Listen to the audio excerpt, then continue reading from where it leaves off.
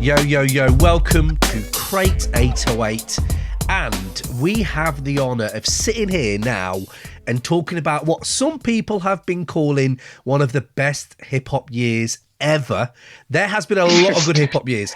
That's Raymond Ridge there sniggering, and usually I would shout him down by now. I'm actually not going to, because I am of the thought that 2021 was slightly better and actually may have birthed 2 classic albums, whereas this year I'm not so sure. But I'm getting way ahead of myself, as usual Cam does at the end of the year. But happy end of year to all you hip-hop heads, all you hip-hop nerds. I've got Raymond Ridge over there in one corner, and we don't have James Midwinter, but we do have Yemi from Rhymes Like Dimes over there. He's been on a few times, and the last time was stellar. We did hip-hop films, best hip-hop films. Yemi, how you doing, my man? How are you, bro?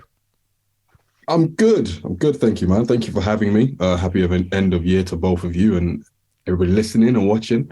Yeah, very cold. I mean, London is very, very cold right now. Almost out of the blue. Snow as well. Nearly slipped outside my gates today. So, that's always good.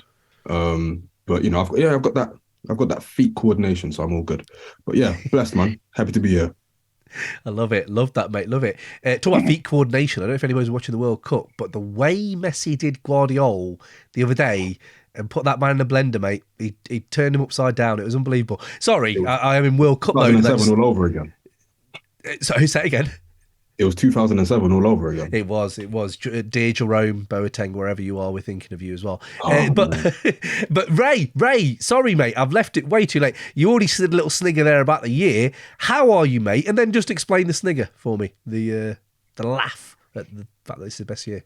What's happening? Osman Iqbal is in the house. Oh, my show. Yeah. Yes, of course.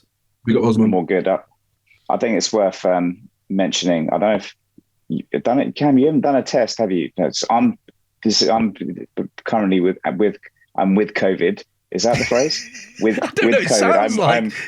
I'm with COVID currently. That's the least hip hop thing you've done in the last 24 hours. Is to use the least fucking hip hop. You know what the least fucking hip hop thing is? Yes, the least hip hop thing is obviously having COVID. But I'm in the UK at the moment, visiting family. Then traveled from their place to a mate's place, and feeling a bit off, and was like, and he had some fucking COVID test, so I did a COVID test at his place. Anyway, train strike, fucking everything strikes in the UK at the moment. Everything is fucking falling apart. I don't know what you've done to this fucking country. Well, I left, and it was fine. I think you voted for Brexit, and then you left. The whole fucking thing is falling apart. But so my. No, I didn't vote for it. He was Australian. I was in Australia. I was on a beach. Were you kidding? Anyway, point being, I was at a mate's place and I was like, fuck, I don't want to ruin your Christmas by giving you COVID. So I called my brother. I'm like, yeah, I got positive for COVID. And he was like, oh yeah, because my sister-in-law is all like, oh no, worried about infecting parents and situations. So it's like, have you got anywhere else you could stay? Anyway, I'm in a Travelodge. This is a Travelodge. Oh, I'm in a fucking Travelodge, just being sick Ray, fucking living it up. Is that at least hip hop thing? It's not even the top floor. It's not even the penthouse. It's just. I think people. Where you have like free Travelodge tea with milk that's not really milk that's been there for like 6 years. Yeah. How's it taste? Bitter. Just all right, actually. It's all right. Well, Ray, that's very least hip hop. This is my 6th mince pie. Shit, that's a lot.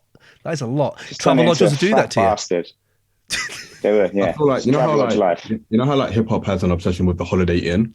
Mm-hmm. I feel like the Travelodge, the Holiday Inn's little brother that it never claimed. I love that. Yeah. Let's unpack that. Let's not do this show. Let's unpack that. Travelodge the one that they don't mention. They don't care to remember. They don't care to mention, like, what brother? I don't have one. Yeah. But where does Premier Inn fit then? Yeah. If you're doing that, where's Premier Inn fit? Do you know what I mean? Is that above Travelodge? I feel like it is, but I don't know. I've never heard Premier Inn in a bar, so I'd have to put it in the same territory for now. Right, okay, I like it. So hotel service station hotel chat, ticked off. Now, I'm guessing that's Ray's least hip hop thing. I'll do least hip hop things. I'll do mine. Yemi, I'd like to hear yours after. Least hip-hop thing in the last 24 hours. Before I jump in then, actually, just to say, yo, Osman in the live show. Jack P, even all, looking forward to this one. So am I, mate. Osman, big up Cam and Ray. Happy to see Yemi on the other end of the year-end chat. We all the love, man. But yeah, for me, it is a toss-up. And one was this morning when I was cleaning my little lad's boots, football boots, and we'd bought this thing called a boot buddy, which is like a plastic like a squeezable like plastic thing with a hard brush, and then like you could pour water in it and cap it off. So basically, when you are clearing your Adidas, it's like fucking water comes. And for the amount of fucking time it takes me to clean this lad's boots, that is the amount of joy I got from just a 5-minute clip. I was like, fucking brilliant. You know, you think you can fucking crip walk afterwards? Yeah, fuck that shit. But that was almost completely overtaken by, I had to come into this room to do this recording with you boys now. It's the cold, it's -5. It's the coldest room in the house. And I have this thing for my big 12-hour shifts, which is like a hot water bottle for your feet. So it's all got a little encasing, you put the hot water in there, it lasts a good 4 or 5 hours of good heat, and you're all toasty and everything. And I have that on me right now, and it feels incredible. And I'm not feeling the cold. And those are my least. I can't imagine Large Professor going to the Automatic sessions and going, hold on, Nas, before I do drop anything, I need to go get this hot water bottle for my feet and crack on. Although if he did, maybe Automatic might have been even better. No one will ever know. That's the thing. No, I reckon they did that in the cold. There was some cold. There was some cold in there. There was some shivering. Yeah. Yeah. I feel you. No hot water bottles in the Illmatic sessions. Definitely not. Sorry, Yemi, were you going to say something there, mate? This is what we tend to do, is go off on tangents. I just thought it was, I mean, the tangent was tangenting, wasn't it? Tenuous Links are us. Tenuous Links Inc. But, you know, it's all only good. Built I for. think, I can only imagine a very, like, freezing it, because, like, I don't even know, I can't remember where he recorded Illmatic, but I can't imagine it was the warmest atmosphere. And I imagine, like, it was the 90s and stuff, machismo, that sort of thing. Probably only heat they got was from smoking. That's it. Yeah, that's it. And the bars themselves. That's all I'm gonna keep dropping these little puns and little takes and that. You know, I'm not Rock Marcy. I haven't got the triple entendres, but you know, I've got what I got, and I'm gonna try to use it. So, Yemi, least hip hop thing, mate. What's your least hip hop thing in the last 24 hours? So I've been putting off watching this show for ages, and now I've started really getting into it. I've started watching The Crown on Netflix. Why, mate? Why are you doing it? You know what? You know what it is? I don't know. I don't actually know. The missus and I watched the 4th season when they introduced Princess Diana last year, or 2020. It was around COVID times. And then we started watching the new season today, not today, a couple weeks ago, continuing that story. And I thought to myself, all right, if I'm supposed to be so committed to the show, let me go back. That was my phone dropping. Let me go back to season 1. So I started watching it from there, and you know, it's an easy watch, very, very, like, you don't really have to pay too much attention to it. I'm kind of OCD in that sense, where if I start something, I have to finish it. If it means I finished it. I started it from like when I wasn't supposed to, I gotta go back and do it. So yeah, I've been watching The Crown. I love me a bit of Lizzie, rest in peace. You know what I mean? Do you know what? I don't know. I wonder, I just don't know. I've got a feeling there's a hip hop star out there somewhere who's just been traversing Netflix and gone, I might watch a bit of Crown. I don't know. I've got a feeling there is one. I don't know. I've got a feeling. I think maybe a female MC because it's got that, you know, royal role models and shit. I don't know. Well, I don't know. Ray, you into The Crown, mate? Are you still busy watching Friends? Wait. Always watching Friends. You're funny. You're pretty funny. You laughed. You did laugh. 2022. Ending with the bang. No, so I haven't. No. So basically, there's a shitload of series where I'm like, fuck. If I start watching that, I'm gonna have to watch all of it. And maybe The Crown doesn't actually fit that category, but I can see why you would. And I like to think that as much as they would never admit it, I think the royal family would watch it. Of course they watch it. Why? Yeah. Well, like, does people make it? You'd be like, is this accurate? Who's saying they're not watching it? Who's saying they're not watching it? My No, I more don't know. intriguing thing is they've been critiquing EPMD watching The Crown? That's my more intriguing thing. Like, who is that group that's watching The Crown? I don't know, mate. I don't like the royals. I'm an anti-royalist, so I don't really have that. I don't know. Maybe Anti-royalist. What's wrong with you? big time, big time. Listen, I'm nothing wrong with anti-monarchy as well, but sometimes you got to study the enemy so that you know them. I feel you. I do. No, I'm not even having to go about The Crown. The Crown's entertainment. Yeah, I feel you, though. I feel you.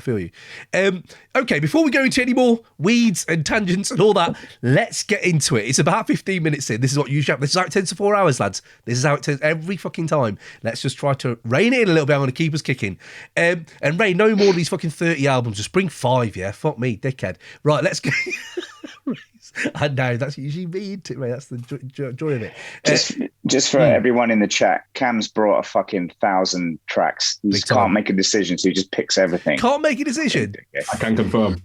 Yeah, it's more joyous not to make a decision. That's what I'm going to say. Live your life with joy, lads. Either way. Participation trophy mentality, that's what it is. See, now you've got hierarchical on me, mate. I don't need to get into that. I'm more about fun and love and joy and, all that shit. Abstract shit. I'm into that. Right, yeah, let's participation trophies, yeah. Imagine there being no trophies, Ray. Imagine that. It'd be nice, wouldn't it? Just like imagine there just being one and one winner, and if you then you're just fucking striving to be the best. That's the point, isn't it? I love pushing these buttons, and here we go. Now we're cooking. Ray is definitely the most totalitarian guy I've ever had the pleasure of meeting. Yeah. Sure. Oh, yeah. Is that, I suppose, that. I'm gonna think about that. No one's ever said it that way, but that's interesting. And that's why we got you on. So let's have a look. Premier Inn has the Lenny Henry seal of approval. That is very true. I don't know what that means for hip hop or where it stands, I think, but thank you, Osman, for that. Jack P, yes. The Boot Buddy rocks. Yes, Jack P. Oh my God, so it's a thing, is it? Oh wow, amazing. Yeah, it does really rock.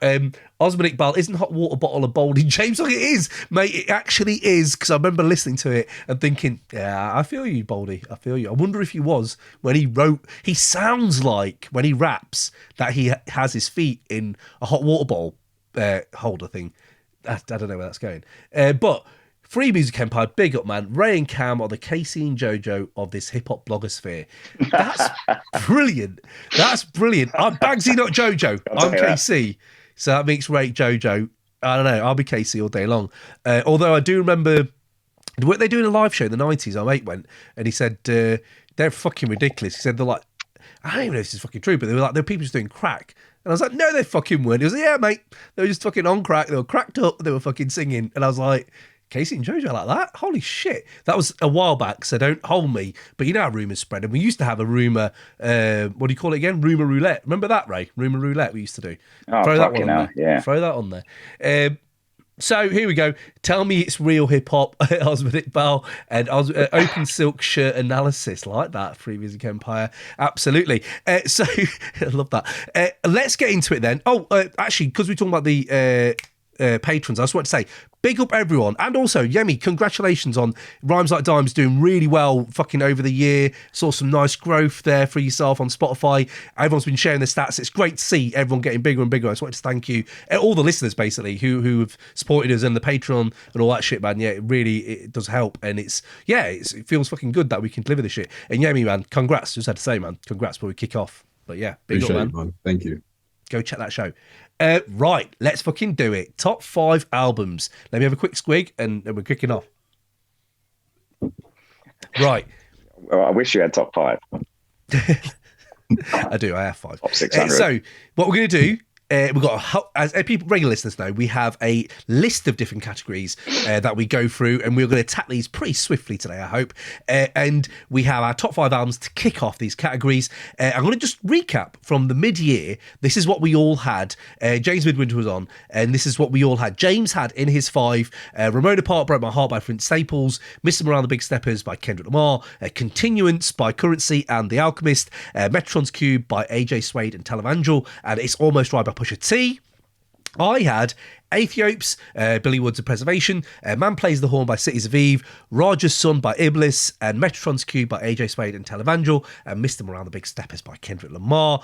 And Ray's last 5 were Vinyl Days Logic, Soul Surgery, OG Known for Smoking, Meth Lab 3 by Method Man and Start to Finish Paul Wall and Terminology, and Bushido Code by Prop Dylan.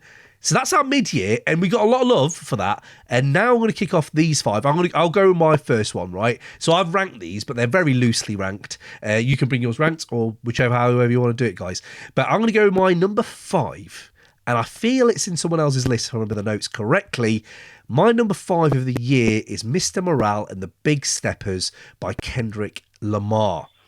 Now, I think it's probably one of the big landmark releases of the year in popular hip hop, well, popular music. Let's just say music generally. He's beyond hip hop now, I'd have thought. And the reason it's in my 5 above all those other ridiculous amount of great music that we've heard this year, I would say, I don't know how many artists, he's gone past the MC into artistry for a while now, but this itself feels so artistic in its intention, in the fact that it's almost like a play, if you know what I mean. It's almost like a show, and especially I went to see him in Leeds, and it really lends itself to that theatrical choreography, and it just makes it almost bigger than it is once you've seen it live. And then obviously he is one of my candidates for MVP. He isn't my MVP of the year, but doing Glastonbury, stuff like that. I think with his like star is shining bright. For me, this could be the moment it has faltered a little in some people's eyes. I would say, even despite that, how hard it is to take such huge, lofty ideas, issues, messages, and make them into replayable pop songs. And that shouldn't be slept on. And I know people don't like Kurt Cobain. I think that's one Kurt Cobain's genius, was to do what he did and put it into his genre of music that he loved. And that's what Kendrick's is doing, basically. And he's doing it over and over again. On this album, it hasn't got the bangers like King Kunta, I would say has any of those. We did a review of this, by the way, in the summer. So if you want a real big review, we have got that. You can go back there and listen to that. But we all bought it mid-year as well, so we talked about it there as well. But to summarise it up, basically, like, when you've got all these themes and it's an album that people go out there and say, it's a better album to talk about than to listen to, I can completely see that argument, but I found it, the messiness, the complexity, the hypocrisy in it is quite troubling at times. I just found it really vibrant and had me asking a lot of questions about the artist himself as well, and if this is, I don't know, whatever. But yeah, so that's where I'm at. Number 5 is Kendrick. Anyone else got Kendrick in their 5s?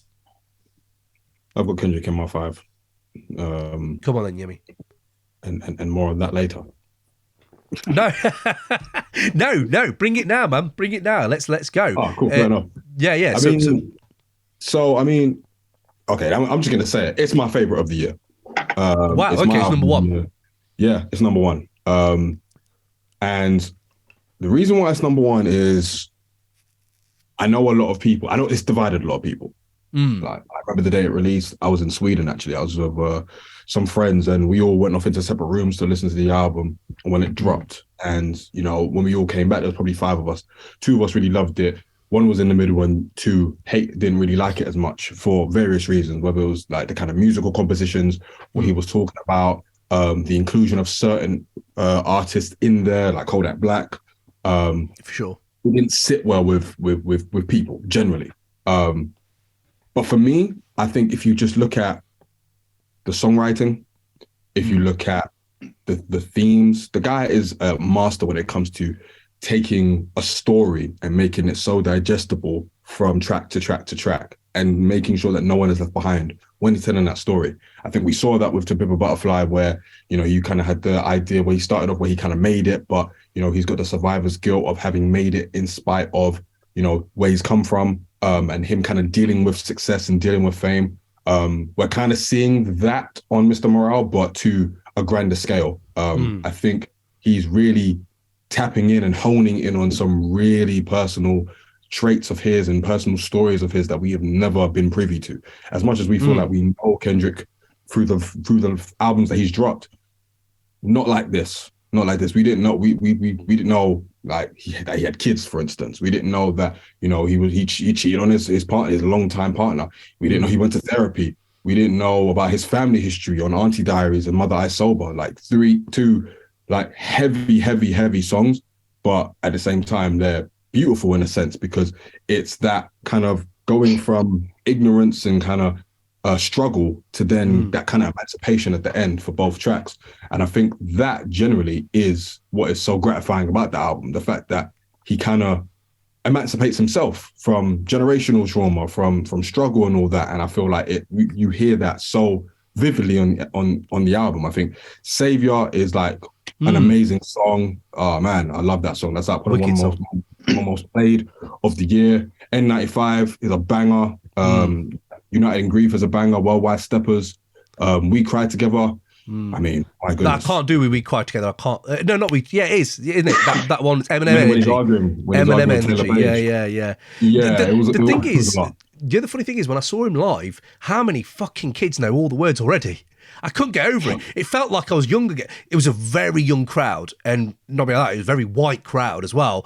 And they knew every one of all their verses, and Baby Keem's verses as well. I was like, fuck me, man. I didn't know this had kids are going on, but obviously, yeah, definitely. Yeah, but no, man, you're right, and I do agree with you. I just wanted to say one thing about the album, that it is troubling and all this stuff, and I think the messiness, the incoherentness is it's a very human record at the end of the day. Like, there are a lot of fucking errors in humanity can be a bit fucking mess. Do you know what I mean? Like, that's what it is. But I'm not trying to excuse some of the shit. I'm just saying I can kind of see where it's coming from. But I was watching him. What made it really interesting was, I was like, is this fun though? Is it fun to listen to someone going to therapy? And that's what I first had when I first heard it. Like, is it really that fun to listen to someone going for all this shit, or is it not? And over the year, I've really fell in love with certain tracks, and they've like kind of dotted all over my playlists.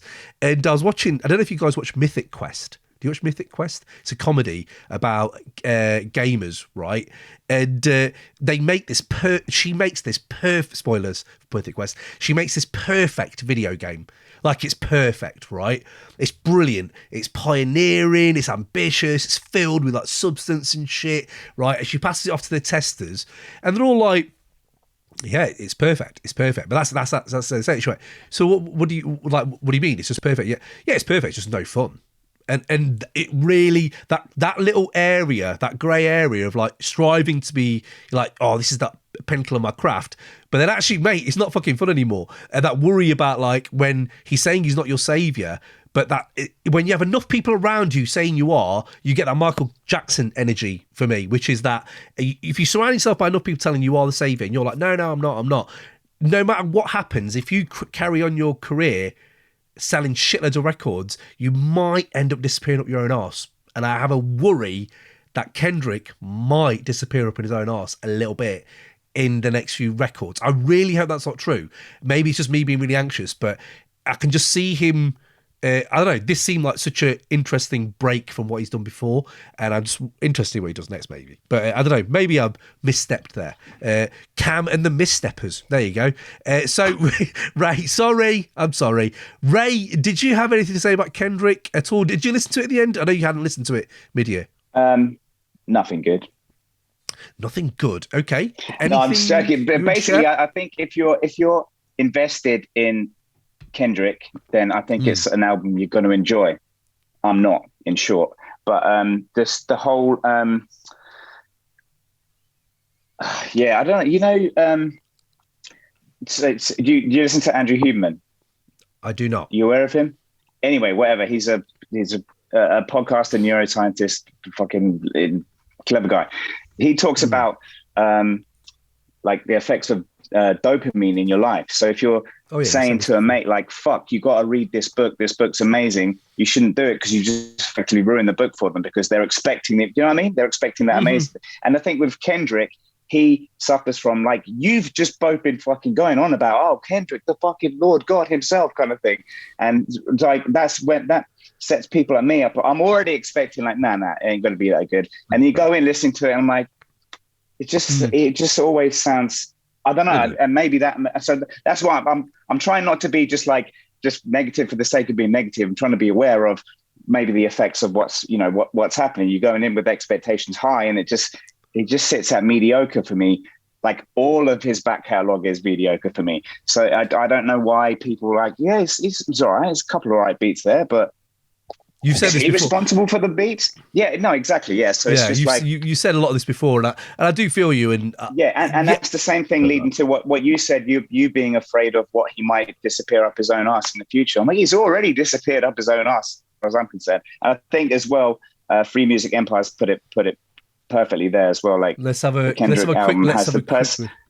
personality of an annoying stranger talking down to you about random things when you're picking up takeout food, which is. I mean, here's the thing, like, as much as I understand and I get the whole idea of like high expectations and stuff, for someone who is a Kendrick fan and has been a Kendrick fan for well over a decade, I feel like he has personally met expectations every time. Me too. Absolutely. He never came into the game as like this pop star. He came into the game as a spitter, and he's absolutely always been, and he's maintained that for me. As the budget's gotten bigger and he's met more producers and, you know, his reach has gotten bigger, I think maybe expectations obviously have changed. But I think him musically, he's developed, but not in a way where I don't think he's gotten arrogant with it. I think he's just telling his story. He's been telling his story for time. And I feel like this album made me realize how Marmite he is. It made me realize that. Yeah, me too.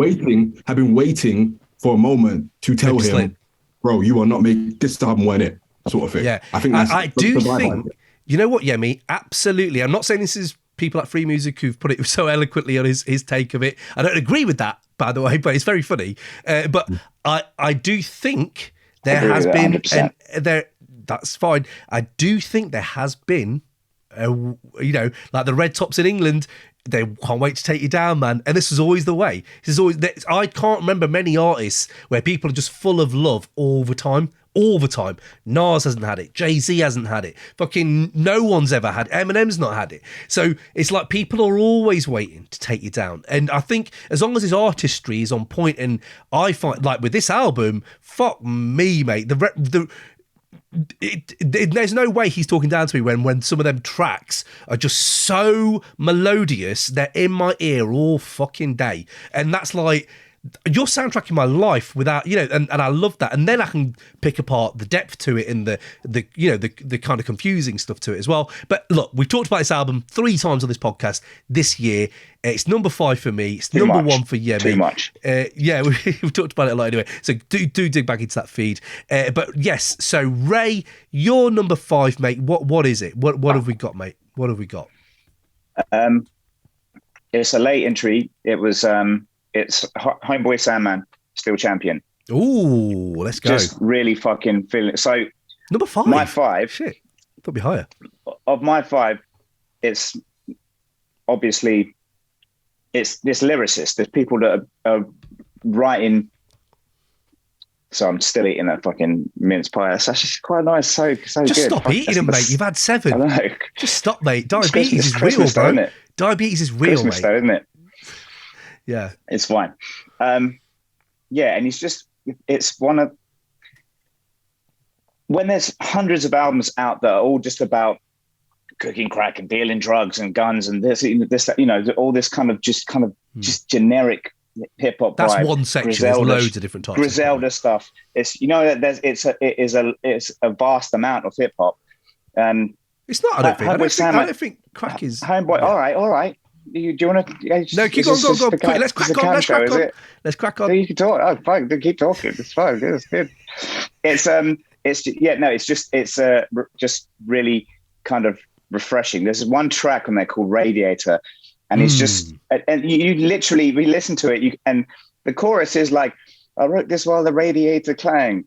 Bang, bang, bang. It's just like you can just imagine sitting there with whatever on in the TV on the background, just with a notepad, and it's just, there's something really just freeing. And in this world of, like you're saying, the high expectation of Kendrick and the bigger budgets and more expectation and all the rest of it, you know, wherever you want to place that, Homeboy Sandman, it just feels like just a guy in his flat, you know, and the he's always done that. Radiator's making noise kind of thing, but that's what I'm saying about this album. It's really. And I don't mean that disrespectfully. But what I've learned, what I've listened from him, it does sound very entrenched in the ordinary, in the everyday. And I think that's actually really good. Like, there's loads of rappers here that do that as well. JME does that a lot as well. Yeah, the day. That sort of thing. So yeah, I rate it. Yeah. Me too. Yeah, you're right. Actually, yeah. Yeah, exactly. It is expressing the mundane. You're right. That's exactly it. It's and it's, I don't know. Yeah, it's just something. Find it really easy to listen to. And so another one of my albums that I'm bringing up is really fucking difficult to listen to, but also really satisfying for different reasons. But I think that expectation with Homeboy I have, and Big Up, he came on the show last year as well, and I think like that expectation's always been set ever since his first fucking shit in the noughties. His expectation's always high for me. Because he doesn't I can't remember many dog shit Homeboy Sandman projects. I genuinely can't, because they're all hits for me, and I've always been a Homeboy fan for a long time, to the point that I think Lice is one of the most slept on fucking duos in hip hop, and I think their output with the Lice tapes are just, I don't know if you've heard them, Yemi, or not, but bro, they're fucking sick. It's like Aesop and him, and it's just like, I don't know. I always think it's good shit, and that, I don't know, that same with this one. Same with this one, mate. Still champion. I really love it. Like I said, late entry, so I have been rinsing it. But you know, it's that mundane stuff. He's talking about everyday life. It's humorous though, but he is dropping some really things that stay in my head where I'm like, yeah, shit, that's made me question that thing a bit differently. And he's actually a guy like that though, because when we were talking to him on the show, he would completely take it in perspective, and it was really interesting how he thought. But yeah, so there you go. Homeboy Sandman, nice. At number 5 for Ray. Let's jump in on the chat before we go into the next one. Let's have a look here. Jack P, Kendrick is more conversational than enjoyable for me personally. Aaron's in, big up, preach Ray. Section 80 for me is his pinnacle. A good kid for me. Good kid, man. That was incredible. Yeah, I don't agree That's when I was calling him God and Saviour. Now I'm like, you're not. You're an artist. I'm interested to see what you're doing. But back then, fucking hell, he was the truth. I'm surprised Ray is into Homeboy Sandman, as he hasn't always been that disciplined in his rhyming. Yeah, he is on this album. He is on this album. I mean, slow and it's easy. It's not complicated, but yeah. Mm-hmm. Yeah, absolutely. Is this new album better than Don't Feed Your Mum, says Osman. Sandman is the master of least hip-hop things rap. Yeah. Very well put there, Osman. I like that. That's very good, well put. Okay, so we've got done Ray's, done mine, and done Yemi's. Yemi, you want to go for another one? Yeah, so I'll go for my 1 in 5. And it's a project by a collective called MINIKINGZ. They're London-based group of 5 guys of rappers, producers, and singers. Oscar Wilde Peace, Benji Flow, Rags Original, Rolls, and Ewiz. And they dropped their debut mixtape this year called Iconicy, which is iconic with a Y at the end. And it's just fly shit, really. It's party music, very atmospheric type of vibe. Lyrics aren't anything to take too seriously. It's more so just bragging about, their riches and the girls that they've got, but in a kind of slick way. Like one line on one song that I love called New Skincare, where Rag says couple A-list girls that I've been in, couple C-list girls that I've been in. So like there's a bit of humor in it as well. Yeah, I think I remember hearing that one. Yeah. Yeah. So it's like a 9-10 tracker. It's like maybe half an hour long. It's just fly shit. Stuff to put on when you're pre-drinking, when you're in the rave. I was off live. I saw Benji Flow live a couple of weeks ago, and they all performed that live, and it was amazing. So yeah, I'm bigging them up because they're nice guys as well. I know all of them, so yeah, want to big up MINIKINGZ. Big up, man. Yeah, is this their first project then? Is this their first release? Yeah, this is their first project. So basically, they've been making music individually for ages, maybe as far back as like 2015. And then they recently this year decided that they wanted to link up and do a group project because they've been MINIKINGZ for a while, but they decided to just start off doing individual stuff before coming back for a project. So they did that this year. And nice. Recommend it. Yeah. If you could, because I've heard it once, twice through. This isn't always my bag, I have to say, but really enjoyable, like just easy listen, just like chill. That could be a bit of an earworm. Like that's what I've got on my first like 1 or 2 listens. And it isn't that long a project, so it kind of get rinsed. I imagine you can rinse it quite quick. But for our listeners who maybe haven't heard them, how would you describe their sound? Is there anyone you could maybe like put them on a radar, like put them near sonically? I think with them, it's interesting because they're like, in terms of like the UK, there isn't anybody really doing their kind of style. I think if you think of early Drake, like I want to be successful, this song is shit, but Marvin's Room, and those type of vibey, atmospheric, kind of minimalist type production, that's what they do, but so much better.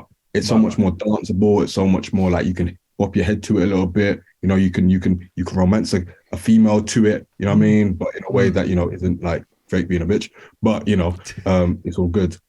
So yeah, I'd say it's very atmospheric, very vibey, very late night, like maybe 9 p.m. on a Friday night. We are about to get the drinks in, just start chilling and vibing. Yeah, that's what I would say it is. Nice. Okay, like it, man.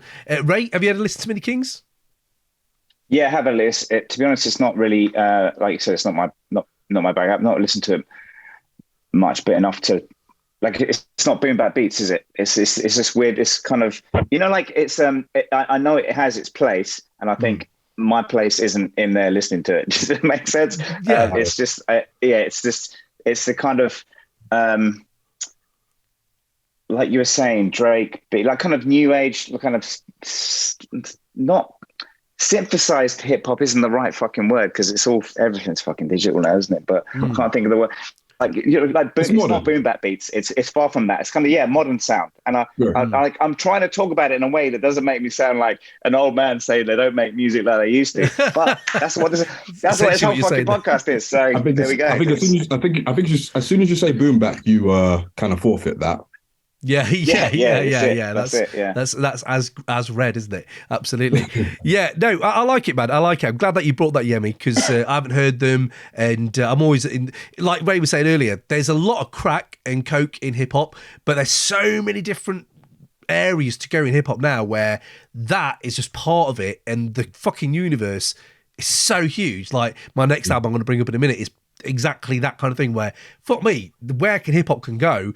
I like the fact that this is kind of like, this is a different vibe. Okay, definitely. So yeah, absolutely. And after seeing Kendrick live, I now have definite proof that I have no idea what the kids are feeling. Obviously we all love Kendrick, but I did not fucking know Baby Keem was going on like that. Like, I was like, holy fuck, like people are loving this shit. That's what I'm here for. Absolutely, man. So right, next up then, let's have a look. Yeah, next up, I'm going to go number 4 for me. I've brought it before, so I'm not going to go too in depth, but I talked about it in the mid-year. It was on my mid-year list, and, there's been a lot of releases since then, since the 7-month mark, but I'm going to go Cities of Aviv again at number 4, and he did drop another project as well, which was working title for the album Secret Waters, which I think could actually be the best one. But I've not had time to sit with it enough as I do Man Plays the Horn. Now, we've talked about Man Plays the Horn length and other points. I will just reiterate why it's in my 5. It's 4th. I said it before, the identity he kind of imprints onto his music about himself. I don't know who this guy is, but it's kind of fascinating, his musical kind of makeup. And there's a massive variety of quite powerful musical statements throughout this whole thing, and the rapping's kind of secondary. It's more the production for me that really dragged me in, and now I'm kind of getting into his rapping as well, which is plodding, it is stabbing, it isn't like you're not getting work. It's not Homeboy Sandman, that's what I'm saying, but it's really interesting how it works with his music. It goes off the rails numerous times. I said this before, but he managed to keep it on the precipice of not doing that. And it's a really exciting place to be on such a long fucking album where you would slip at some point, but he doesn't really have a slip on this album. There's like, it's a black music, basically the history of almost early hip hop. It feels like it seems to reverse that kind of blues, electro, jazz, that kind of birthed hip hop, but the way he's done it, it's just fucking, so beautiful. It's some of the most beautiful hip hop of it. It has very much soundtracked many late nights playing Master League and just having this on repeat. And I'm like, holy shit, man, this is like, I don't know. I love that glitchy to distorted approach to just hip hop sometimes anyway. And what I said before, I'm going to say it now, is it is like a weird extension of Dilla, Madlib and DJ Shadow, and kind of like, I don't know, like you put it through the Cities of Eve filter and it just makes it really retrograde, like looking back, but it also makes it very futuristic in a weird way all at once. And very significant, small but significant kind of touchstone in this guy's kind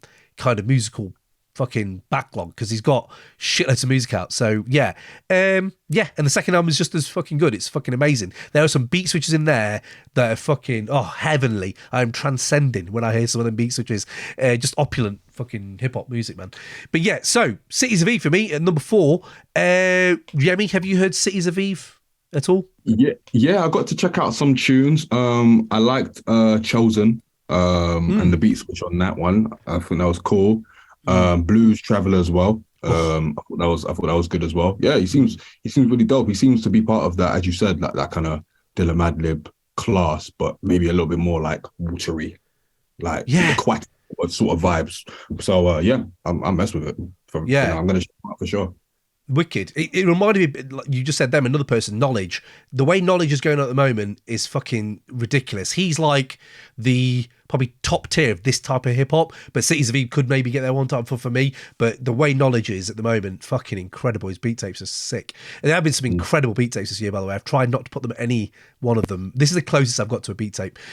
Ray, I know you, I think we had a Ray meltdown last time in the mid-year. I don't know if you can even top that. Do you just want to say, if you want to know how I feel, listen to how berserk I went in the mid-year, or did you want to evolve any of those points you'd already made on Cities of Eve? Yemi, in case you hadn't listened to that, Ray was not a fan. It ain't a fucking hip hop album. This is fucking. It's an experiment. It's accidental. It's I got a 1 minute 29, 1 minute 22 minutes, 2 minute track, 1 minute track, 1 minute 18 track. A 12-minute track, and then it's just. What it's how 30 26 tracks now. I don't understand why this is still getting spoken about. I'm not a fan. Not a fan.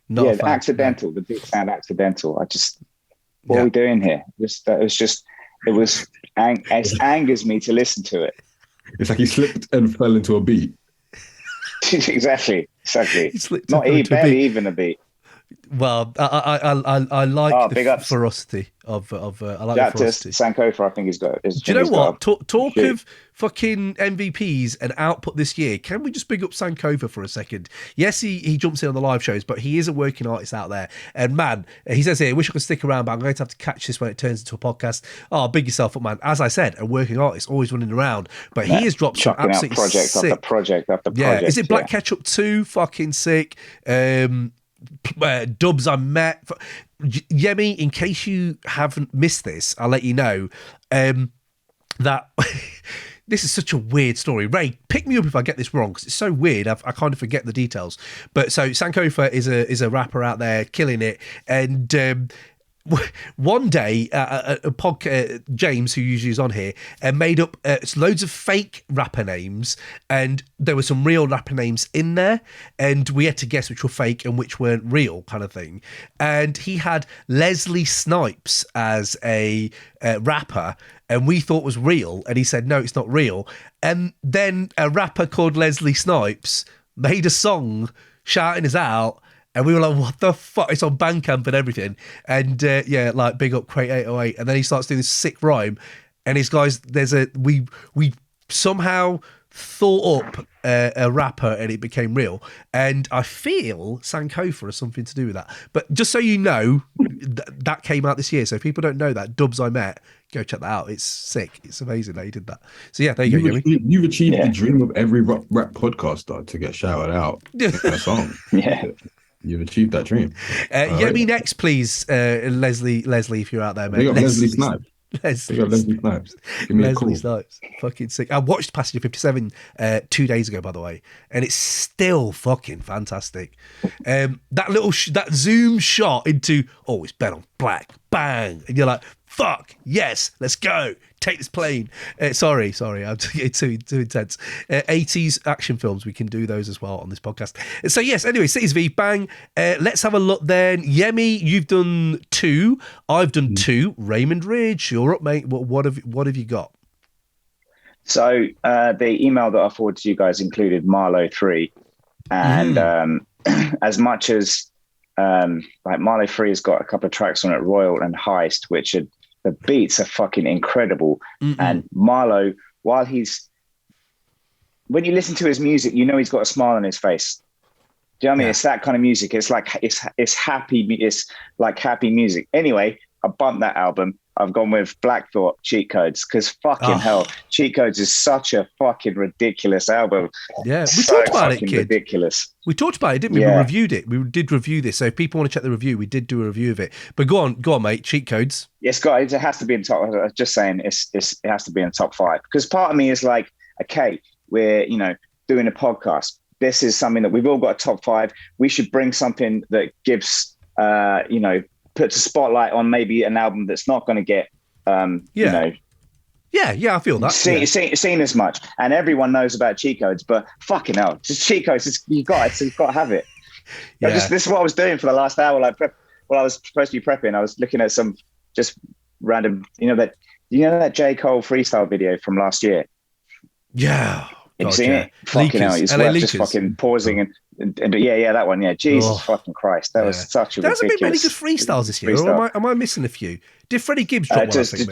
There's just the Coast Contra one, but it wasn't really a freestyle. Was that this year? Tracks, but yeah, was that this year? Yeah, that was this year. Fuck yeah, they've got to be up there for MVPs. That was fucking sick. But yeah, sorry, go on. This basically just Cheat Codes. The tracks on the darkest part with Raekwon, and there's Because with which gets. Russ gets a shout again. Russ is the man. And then you love Russ. Said no one ever. Mate, this bro brought him for last year's top 5. Chomp 2 was in his 5 last year. It was ridiculous last year. It can be fair to Russ. He reliably rhymes. He always he hits the fucking nail on the head with the rhymes. Right. But yeah, this one is then the track Belize, because you when we go into other categories, you said about Belize with Boom on it, and so I went into it to listen to that, and then listen to the rest of the album. It's like, fuck, how am I not? This album's got to be on it. Saltwater with Conway. It's just Saltwater. That might be one of the bangers of the year, mate. Saltwater is fucking ridiculous. And how is it that I kind of know Danger Mouse can do Griselda. That's fine. But Black Thought on Griselda, like bending that way, holy fuck, how good did that sound with Conway. Conway, one of the rappers of the year again, by the way, very low key, and not many people putting him up there, but fuck, we'll talk about it in a bit. But yeah, okay. Cheat Codes, I talked about it in our review. We did a review of Cheat Codes. I fucking love it. Yeah, it's absolutely brilliant. It's in my long list. MF Doom on Belize, absolutely amazing. And you're right on, fuck me, Russ on there on Because as well. Strangers, Run the fucking Jewels. That shit. Let's go. Yes. Yeah. ASAP as well. Rocky killed that shit. Yes. That nursery rhyme shit. Come on, bro. Yeah. Held his own against LP. And Killer Mike. And Killer Mike, Black Thought. People shit on ASAP, And I think, first of all, I know Ray doesn't like music videos, but I love his music videos. Even his latest one, Shitting, or what is it called again? I can't remember what it's called. Shitting Me, that's it, Shitting Me. Even that was like, fucking, you're always there with the visuals, mate. But no, the fact that he can hold that, and people forget, One Train is his fucking song. Come on, man. Let's, you know what I mean? It's not really, though, is it? But yeah, the darkest part, by the way, Ray, the darkest fucking part, 90s heads, if you're ever out there and you're going, oh, fucking Cities of Eve, fucking bollocks, I don't want to fucking hear that shit.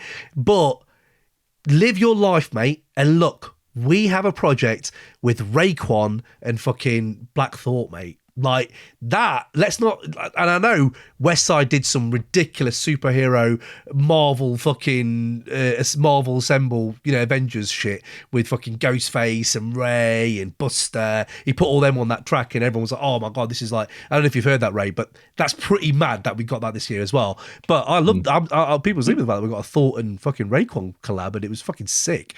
So, yeah, man, I'm feeling it. Cheat Codes, love it. Cheat Codes. Big album, man. Big album. What are you saying, Yemi?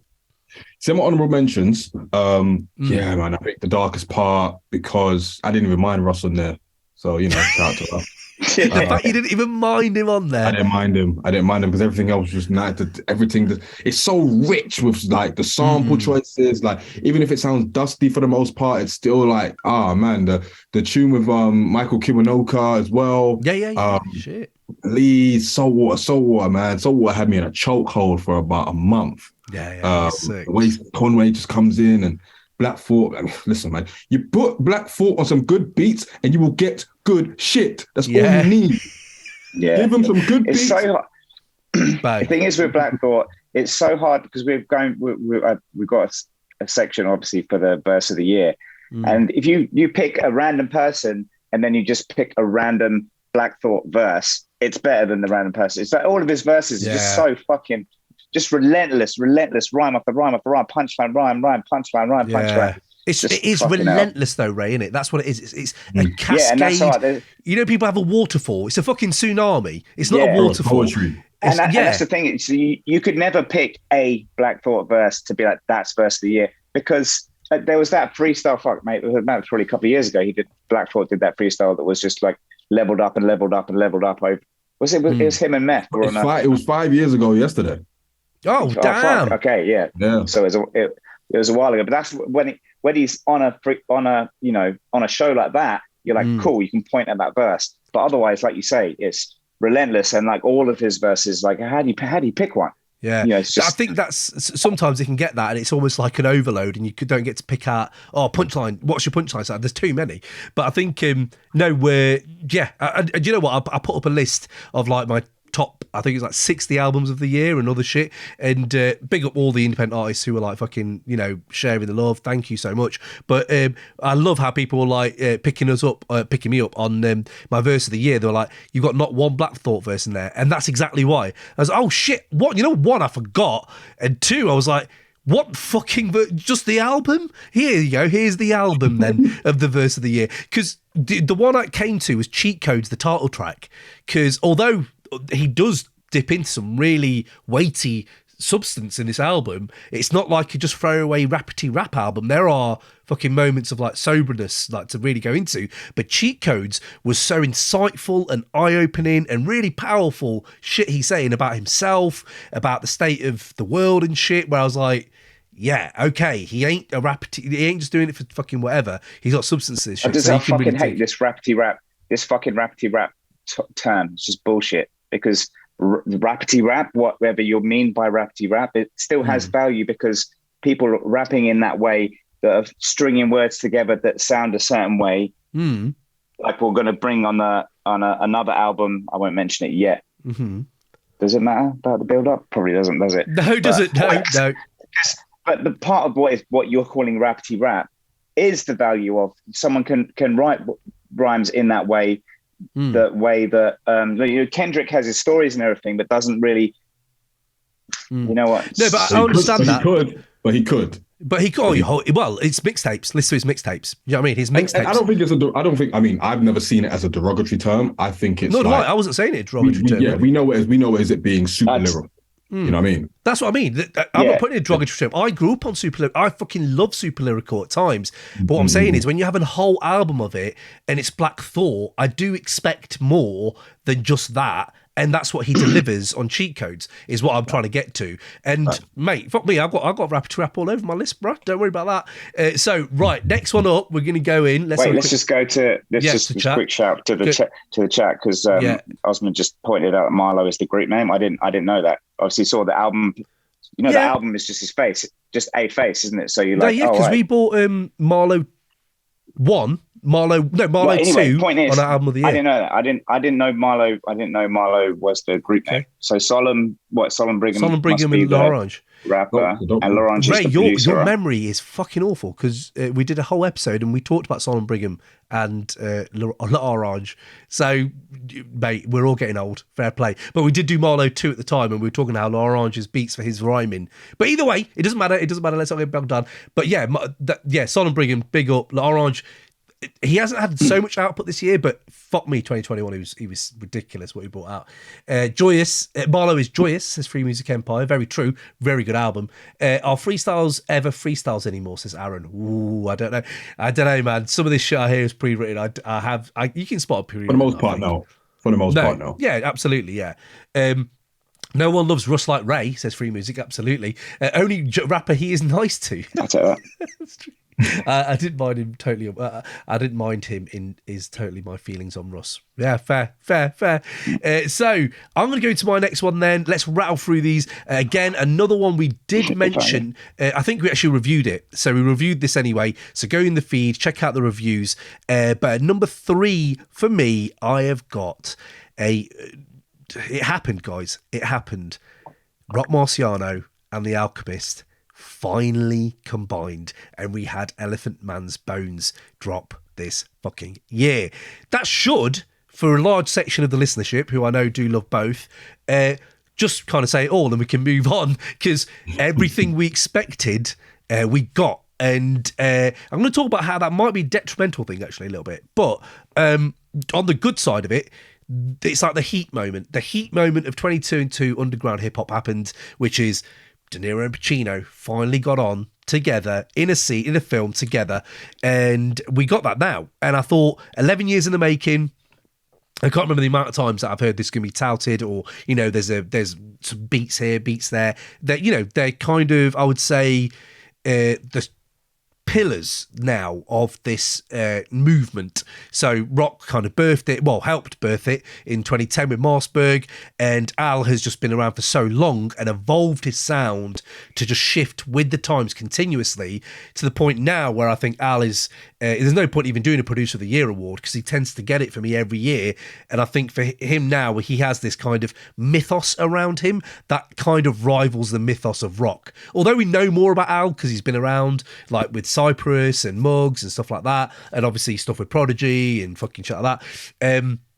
It's interesting now to see how these kind of almost mythical, like, they drop something every fucker feast, like everyone's on it. Their vinyl sells out in like, I've never been able to cop one straight away. That's not on a pre-order. And I think they're kind of Renaissance legends, if you know what I mean. They have this, they call back to where we were. They are the future of where we're going to go, and they are the present. And there's this weird, on this album, it's just fucking ridiculous. The funny thing is it's pure indulgence, right? Like I said this before, it's pure indulgence. So I know it's really rewindable, but I never thought it'd be this fucking weird, if you know what I mean. The production, I mean, because it's definitely Rock. Rock could have got beats that Al made for Currency this year on Continuance. There you go, Rock. And he'd have killed that. That's Rock's bag. He'd have killed it. Maybe a bit more soul samples, that kind of thing. Now, I'm just going to try to push not just myself, my own craft, but also yourself, Rock. I'm going to push you as well to try to rhyme on these really weird beats. And the work ethic of that is beyond alien to me, because he drops so much, Al. The fact that he steps up to all of it. Like, even I cannot remember, is it Cycles or something? He did a soundtrack to a film this year as well, which is beautiful. It's absolute, and you're like, this guy's fucking work ethic. I wish I had a fucking part of it. Just to, this podcast could be, I mean, having 7, you know, show every day of the fucking week. But yeah, no, and marry that into like, fuck. I think this year it came out just as I was going to Ibiza. I had it on lock, I had it on download, I listened to it on the way, and fucking just remember when I landed, had one of the times of my life, and then first thing I listened to was this album again, and it just kind of was twinned with that moment in my life where it was really sunny, I was just in a really good mood, and yeah, and I think the one thing I will cap off then before I drop it to one of you guys was that although Rock hasn't leveled up his rhyming, Al hasn't leveled up his sonic landscape, I do think should they do, like, are they doing anything different to what they've done in the past? And Al maybe on the Sonics has maybe, but I don't know if Rock is ever going to do anything different, and I don't know if he needs to, but it also is like, I can kind of see why people are like, well, it's the same old shit. And it's like, I kind of see why people say that, but it's so fucking, like, pleasurable to listen to and fucking fulfilling to hear. So that's the one thing I was going to say is, like, Rock's never going to do anything different, but we never fucking need him to. He's just been fucking amazing. But people I have seen people out there going, oh yeah, same old shit. But either way, Yemi, Elephant Man's Bones, is it anywhere on your list, or was it, you know, how are you feeling on that album? It's probably in my like top 20 maybe. So yeah, I'll give it to that, definitely. Listening to you speak made me realize, like, these guys' journeys as individuals are kind of similar in the sense of, like, obviously Rock came up Flip Mode and all that, has his history of like Prodigy, Mobb Deep and all that kind of stuff, and then they kind of like from like the 2010s and the late noughts onwards have kind of like taken this kind of new trajectory, and it's kind of now culminated in them finally collaborating. Like, my brother will tell you, like, he's been trying to get me on Rock Marciano for a time, and I just haven't got round to it.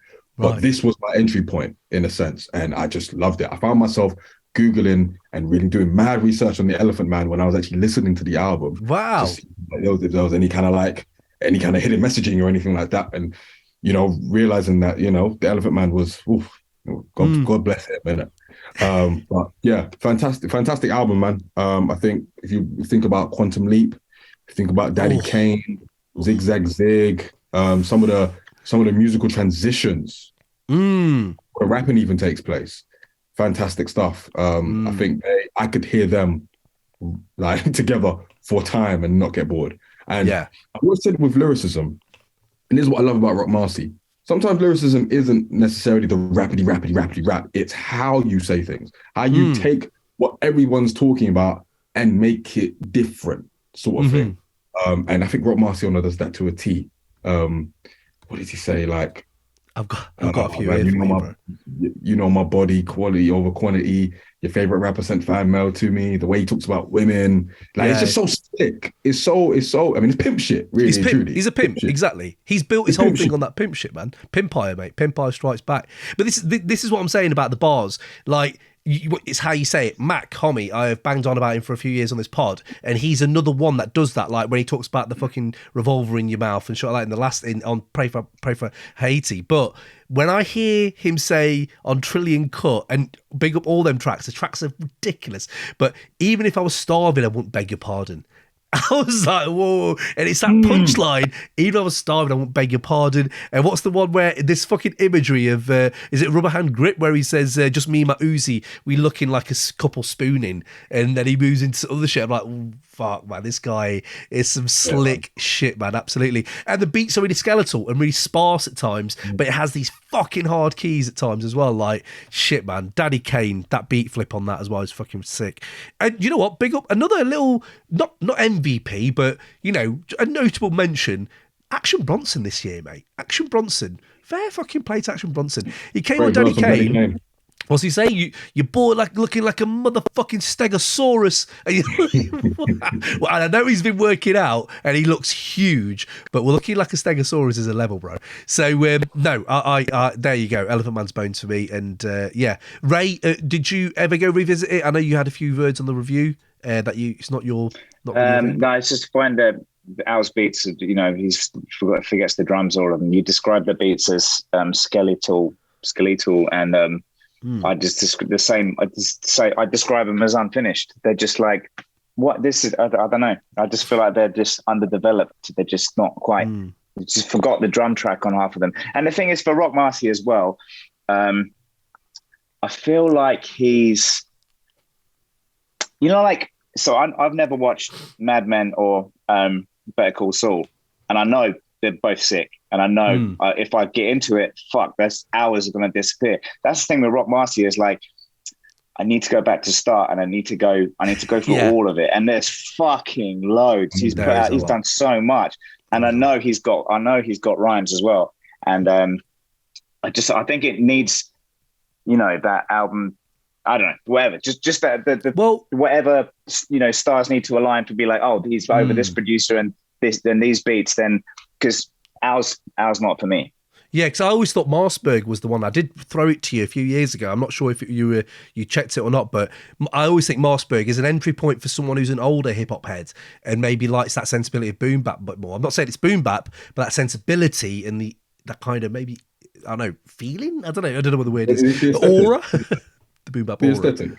Because really and truly, that kind of sound, the Rock Marcy sound, the Griselda sound, maybe more so the Griselda sound, it is basically stripped back boom bap. Yeah. But maybe about the drum. And to Ray's point, when Al does have drums on a beat, it does hit differently. Oh, yeah, absolutely, yeah. But he has all of it, doesn't he? That's the beauty. Yeah. He has both. Like, you can go into his catalogue and get both, and that's the beauty of it. Like, he has, this is the thing, he's fucking travelled around, and this is just the Al project for... Like, if imagine you being a bigger fan of rock as you were of Al, like we all are. Like, I don't know, man. There's something special about that. It's like a superstar forming. You know what I mean? Like, holy shit, we just saw a star form. I don't know, but it'll never happen again. Maybe we don't fucking know. But yeah, no, absolutely. So okay, let's quickly go into the thing, and then I will jump to Yemi. Let's have a look. Not much to say at all, actually. The beat on Bubble Bath is bananas, says Jack P. EMB is the Rolls Royce of that kind of album. EMB? Oh, Elephant Man's Bones. There we go. Sorry, sorry. It is late for you, but is the Rolls Royce of that kind of album. Yeah, that's a really good way of putting it. I like that. Yeah, I'd say so. That and like some Griselda albums, like maybe like Pray for Paris. Yes. That's the Bentley, bro. That's the Bentley. Pray for Mwah. Yeah, and, that's a classic. From King to a God as well. From King to a God, Conway. Interesting. Imagine where Conway went after doing that, and you thinking he's going to start doing studio shit like Freddie Gibbs or something like that. Nah, he went the other way. Same with Benny as well. Yeah. Because he did Blood and Proof that was like Hit Boy produced. And then he went back to Santa Talk 4. Yeah. Just mixing it up, man. Mixing it up.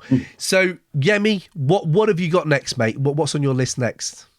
So, my number 4 is an album called Reason to Smile by Kojey Radical.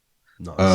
Kojey Radical is a East London-based poet, kind of turned rapper. He kind of started off doing poetry, and he did the kind of like alternative, kind of like incendiary, revolutionary type poetry in his music for a while, from like 2014 to maybe around 1920 when he started, as I say, rapping on beat.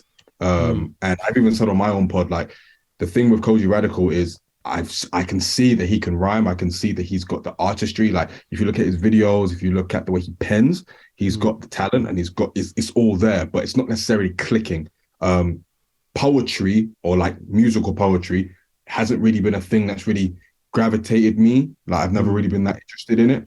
But I've liked him because of his character, his charisma, the way he pulls, certain themes together.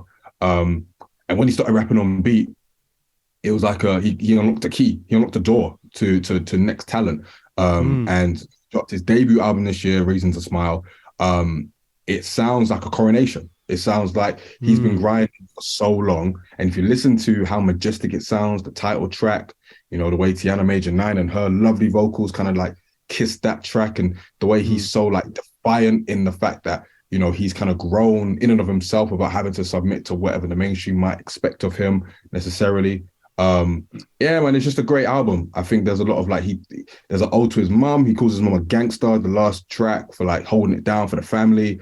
Very sweet, very, very, very tender kind of beat. He goes back to back with Knucks on Payback, like the funkiest shit you'll ever hear this year. There's a lot of here.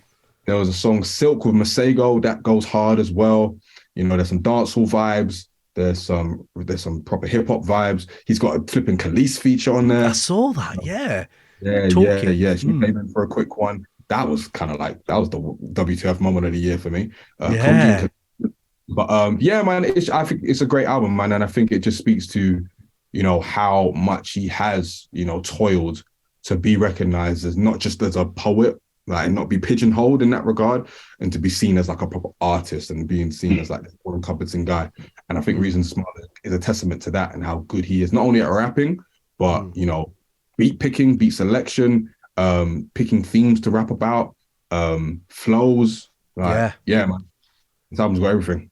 Yeah, when you say everything, it's interesting you said everything there, because I was like, it's really kind of vibrant and all-encompassing on different types of music, I thought, and it kind of bends the hip-hop genre to other genres as well. Like, it's not like, this isn't just like your strict hip-hop that you would maybe find in other areas.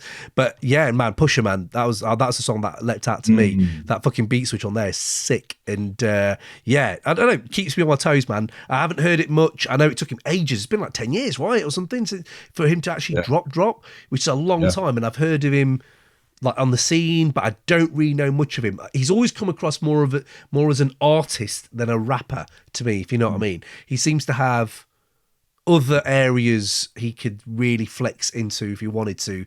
And just really interesting person, I would say. And the fucking album artwork, man. Oof, one of my album artworks of the year. Absolutely sick. Fire, that is. Whoever photographer, I can't remember who took the photo for that. But instrumentally vibrant is what I wrote first time round. So that's where I'm going to go with it. He was listening to people like you saying, I only see him as an artist, and he decided, I'm going to hone in on the rapping. Really? Is that rapping. Where he's...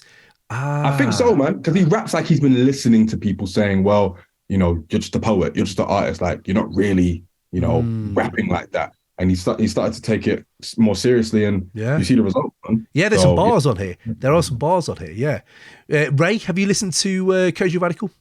Reason to Smile? Yeah, I have. Yeah, I mean, it's not really for me, but I was gonna. It's interesting you said that he's a poet that's started rapping. I mean, it's weird to say, isn't it? Because people writing rhymes, is it poetry? Is it rapping? Is it, you know, there's no set definition. It's all crossing over one way or another. But yeah, I just like, in the terms of like, we just discussed whether we should call it rapping or super lyrical kind of thing. He's not that. And that's what I'm looking for. So yeah, that's why, it wasn't ready for me, but yeah. All right, fair, cool. So, Ray, you're up next, mate. You are the next one up. What have you got next? Next one I had. Let me just scroll down. It's just fucking jabbering on this thing. Ill-Conscious, Acres of Diamonds. Okay. I never heard of this guy. Before. I can't remember. I can't even remember. Mute One's the producer, is he? Is that one? Yeah. Yeah. I'm not sure how I came across it, but this is, what I was saying before about Homeboy Sandman this is, on his album, it's like slow, simple, mundane lyrics, what you're saying, just about, nothing in particular. This album, Ill-Conscious, it's really fucking lyrically dense. There's so much in it. It's almost difficult to listen to, actually, because you have to really concentrate to be able to pick up. But he's so disciplined with his rhyming and rhyming patterns. And again, it's similar to what we were saying about Blackpool before. It's like, there's no like, oh, look at that verse. It's everything is kind of consistently like, it's, I don't know, but it's just the fact that he's really, just really disciplined and reliable with his rhyming. But it's just kind of like, in terms of the subject matter, it's almost like Illmatic, like in terms of not soundscape wise, but in terms of lyrically and subject matter kind of wise. Yeah, it's just street view. Yeah, it's really interesting, and I think it's an album I'm going to spend more time on, like really kind of getting into it and listening to, breaking down what he's talking about on it. But Stones, Vespuccio Norte's ridiculous beat, Paragon, Bell Atlantic meeting. Like there's so many. I was trying to be like, when you put together your top 5, and like, because of these tracks, blah blah blah, and then I start putting the list together, and then they're all, it's just, I don't know, it's just a really fucking interesting album. And just also as a little part of it is the whole, like, because I don't know how you guys prepared for this, but I put together a massive playlist of all the albums that were not all the albums that came out this year, would be fucking ridiculous, but the albums that were like, oh, that one, stuff that interested me. And this is the one that I found myself just kind of just getting lost in, kind of thing. So it's not like again, to go by the opposites, the Homeboy Sandman one is like, instantly understand it. My mum could listen to it and understand it. It's easy access hip hop. Whereas this is like the opposite end of the scale. I'm like, fuck it out. Right, let's sit down, shut everything up, and just fucking listen. Yeah, get a knife and fork and fucking eat. Do you know what I mean? That is true. I haven't heard it much. I've only heard it one time through, which is doing it a disservice for me to put any judgment on it at that point, because it is sounding very dense. The production sounds dense as well. I have no idea who these people are, and it's interesting that you like them so much. Your last recommendation was OK Nice on our last review that we did. Check that out as well on the feed. Honorable mention. That is one of my albums of the fucking year. So last time you recommended something to me, I don't know if you've heard OK Nice, Yemi, but holy shit, man, this guy, I loved that album, and it's really eye-opening how there's just independent artists out there, man, just putting their soul into this music, where they're just like talking about like real deep shit, but also making it so fun and enjoyable to listen to as well. So so I will give this more time. Acres of Diamonds, it's intriguing me. I haven't had time to dip into it, but the word I came out with was, fuck man, this is going to take a minute. Like, this is dense. So I'm looking forward to getting more into it. Yemi, have you heard this album? No, I haven't, and this is the first I'm hearing of them. But every time I hear like lyrically dense, I kind of get like, not put off, but it's like, having to really sit down and really, really take it. And it's like a Drogas Wave or like a Tetsuo and You, like it being so like lyrically so rich. And having to just kind of sift through and maybe not even really getting what is really being spoken about, rapped about, and all that stuff as well. So I guess it kind of like makes me hesitant in a sense. But I'm always willing to check out dense stuff just to see what I go on. I feel that. Because Tetsuo Youth is intimidating. It is an intimidating listen. Like, fuck, like it's incredible in its own way. But do I ever put it on today? Not. And I know it's like people call it classic and shit and all this. But even Lupe's album this year, fucking hell, the beats were sick. But I don't know. It's just I've got to be ready. And I used to like Lupe was top 3 for me for a few years, man. So yeah, I have that love deep. But yeah, okay. Well, I like that. Right. So I'll jump in my next one. My number 3 is, we reviewed this already again, so I might be a bit boring, but at least you can go back in the feed and listen to some of this stuff. Pan Amsterdam. Oh no, I've done 3, haven't I? This is my number 2. My number 2 of the year. Pan Amsterdam and Damu the Fudge Monk Eat. One of the best fucking records. It is funky. It is fun. It pushes the fucking boundaries. It is a marriage that I want to see more and more and more of these two artists. It feels completely brand new and fresh to me, that I've seen it being labelled jazz rap, and I was just thinking, man, calling this jazz rap is like if it's like if Q-Tip did DMT, took a hit from a DMT vape, right? And he was then in a studio, then went time traveling and met LP and fucking Doom and was like, right, and now we're going to make something entirely new and shit out a fucking new musical baby. This is the album. So it's not really jazz rap. I understand why people call it that, because he has horns on it. It has that jazz rap aesthetic. But I find it completely new. These two very experimental artists, I find, are almost beyond comparison. Now, I've liked Pan Amsterdam for a while because of his, mainly his singles. He's always arrested my attention. And there's not many MCs in today's world, like Ray was saying, they can be about the same old thing sometimes. And the first time I heard him, I think I laughed out loud. And I don't know many rappers that make me do that.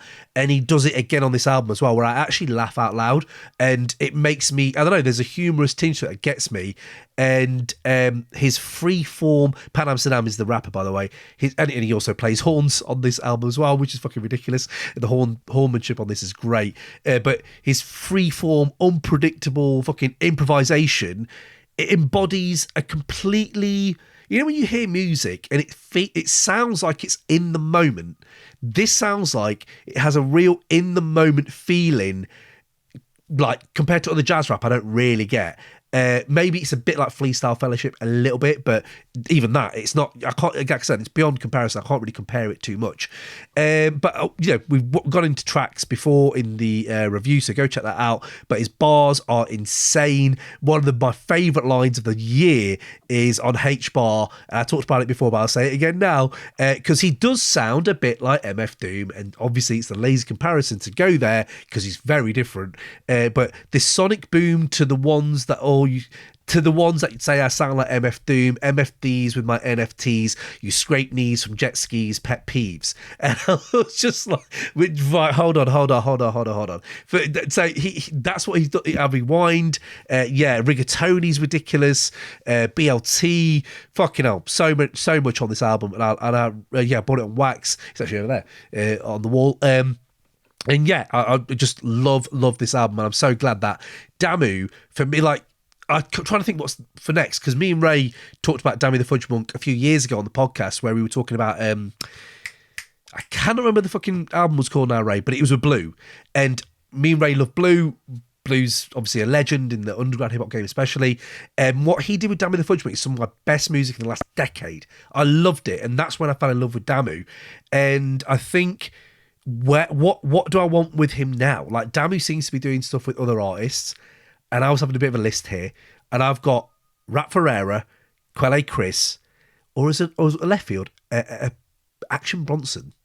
Just for a second, let that simmer. But I would like that to maybe emerge, because he's got the humour, he's got the freeform shit, he can maybe do that as well. And Pan, I don't know what I want from Panastam. I'm just always interested to see what he does next. And yeah, just another one of these if you want to, mate. He's absolutely amazing. So yeah, I don't know. Maybe get some dusty old Madlib offcuts or something. Or do you know what? One of the producers of the year, Conductor Williams. Conductor, we have a problem.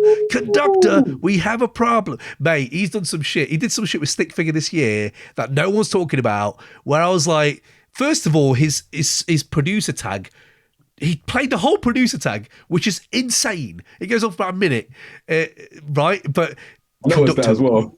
Yeah, right? Fucking sick. But Conductor, but yeah, either way, Pan Amsterdam Eat is in my number 2 spot. Everyone out there, go check that out. Yemi, have you heard Eat at all? I haven't, but I'm familiar with Damu. I think he's a dope guy, dope producer.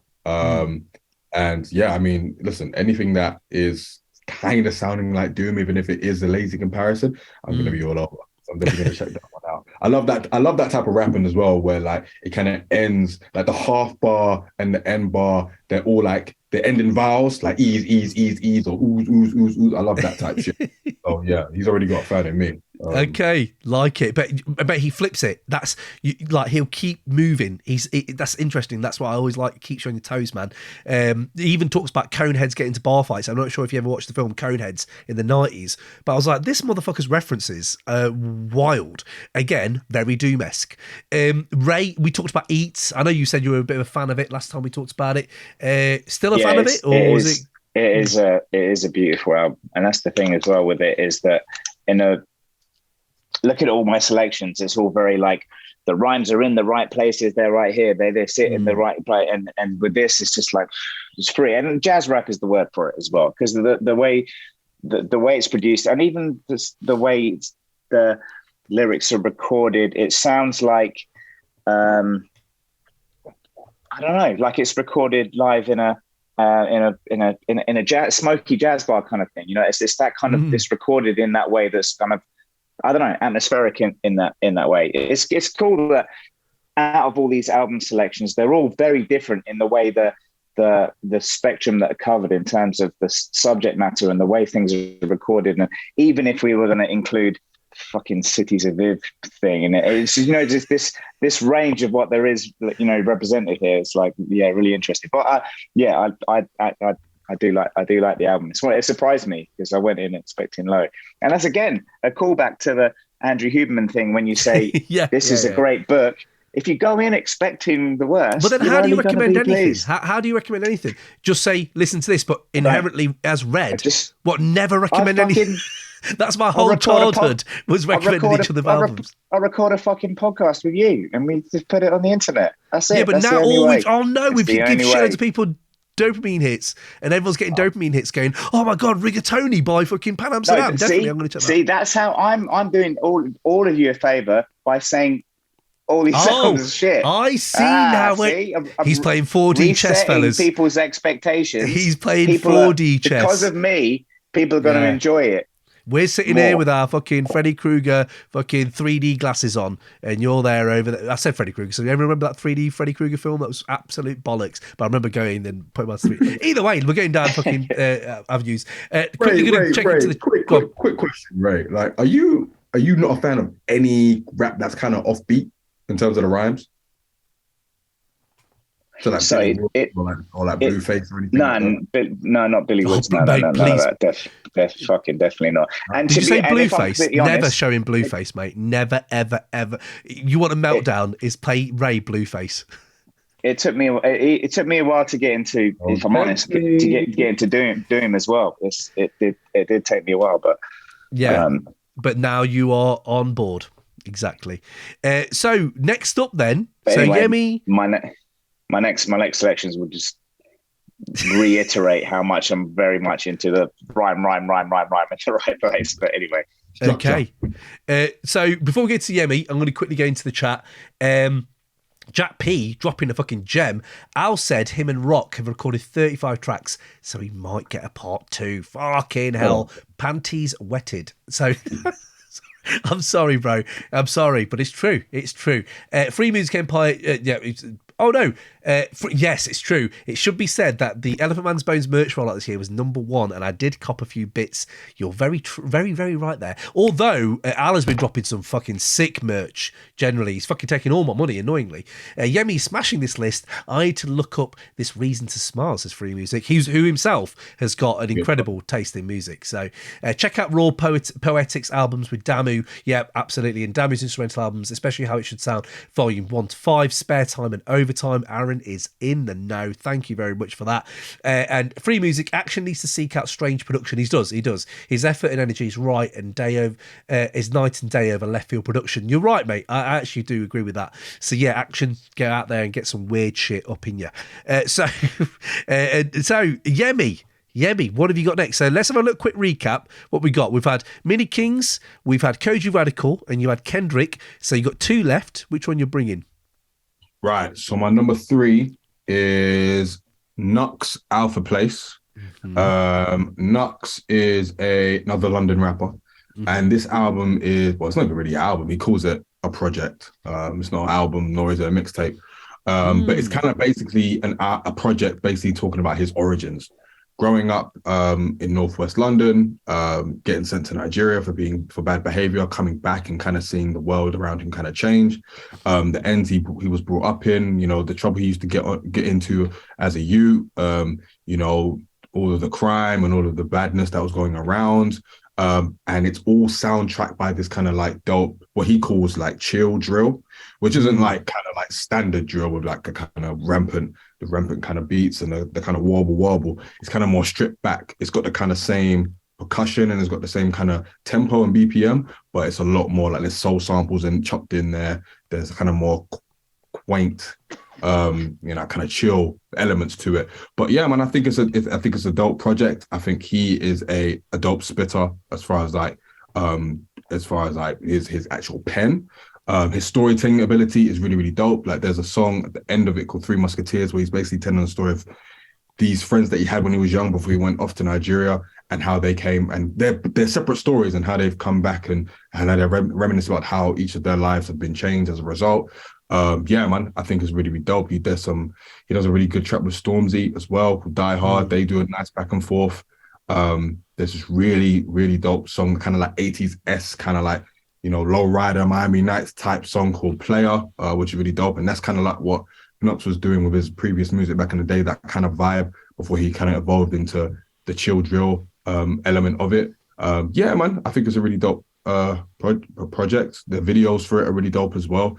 There's a song called Leon the Professional, which is basically a story about like a vigilante that was basically patrolling his ends and killing people until he got nearly caught by the police, but we don't actually know what happened to him. But yeah, the video for that is dope. Alpha House as well, that's a really dope one as well. If you want like a proper like origin for him, go check that tune out.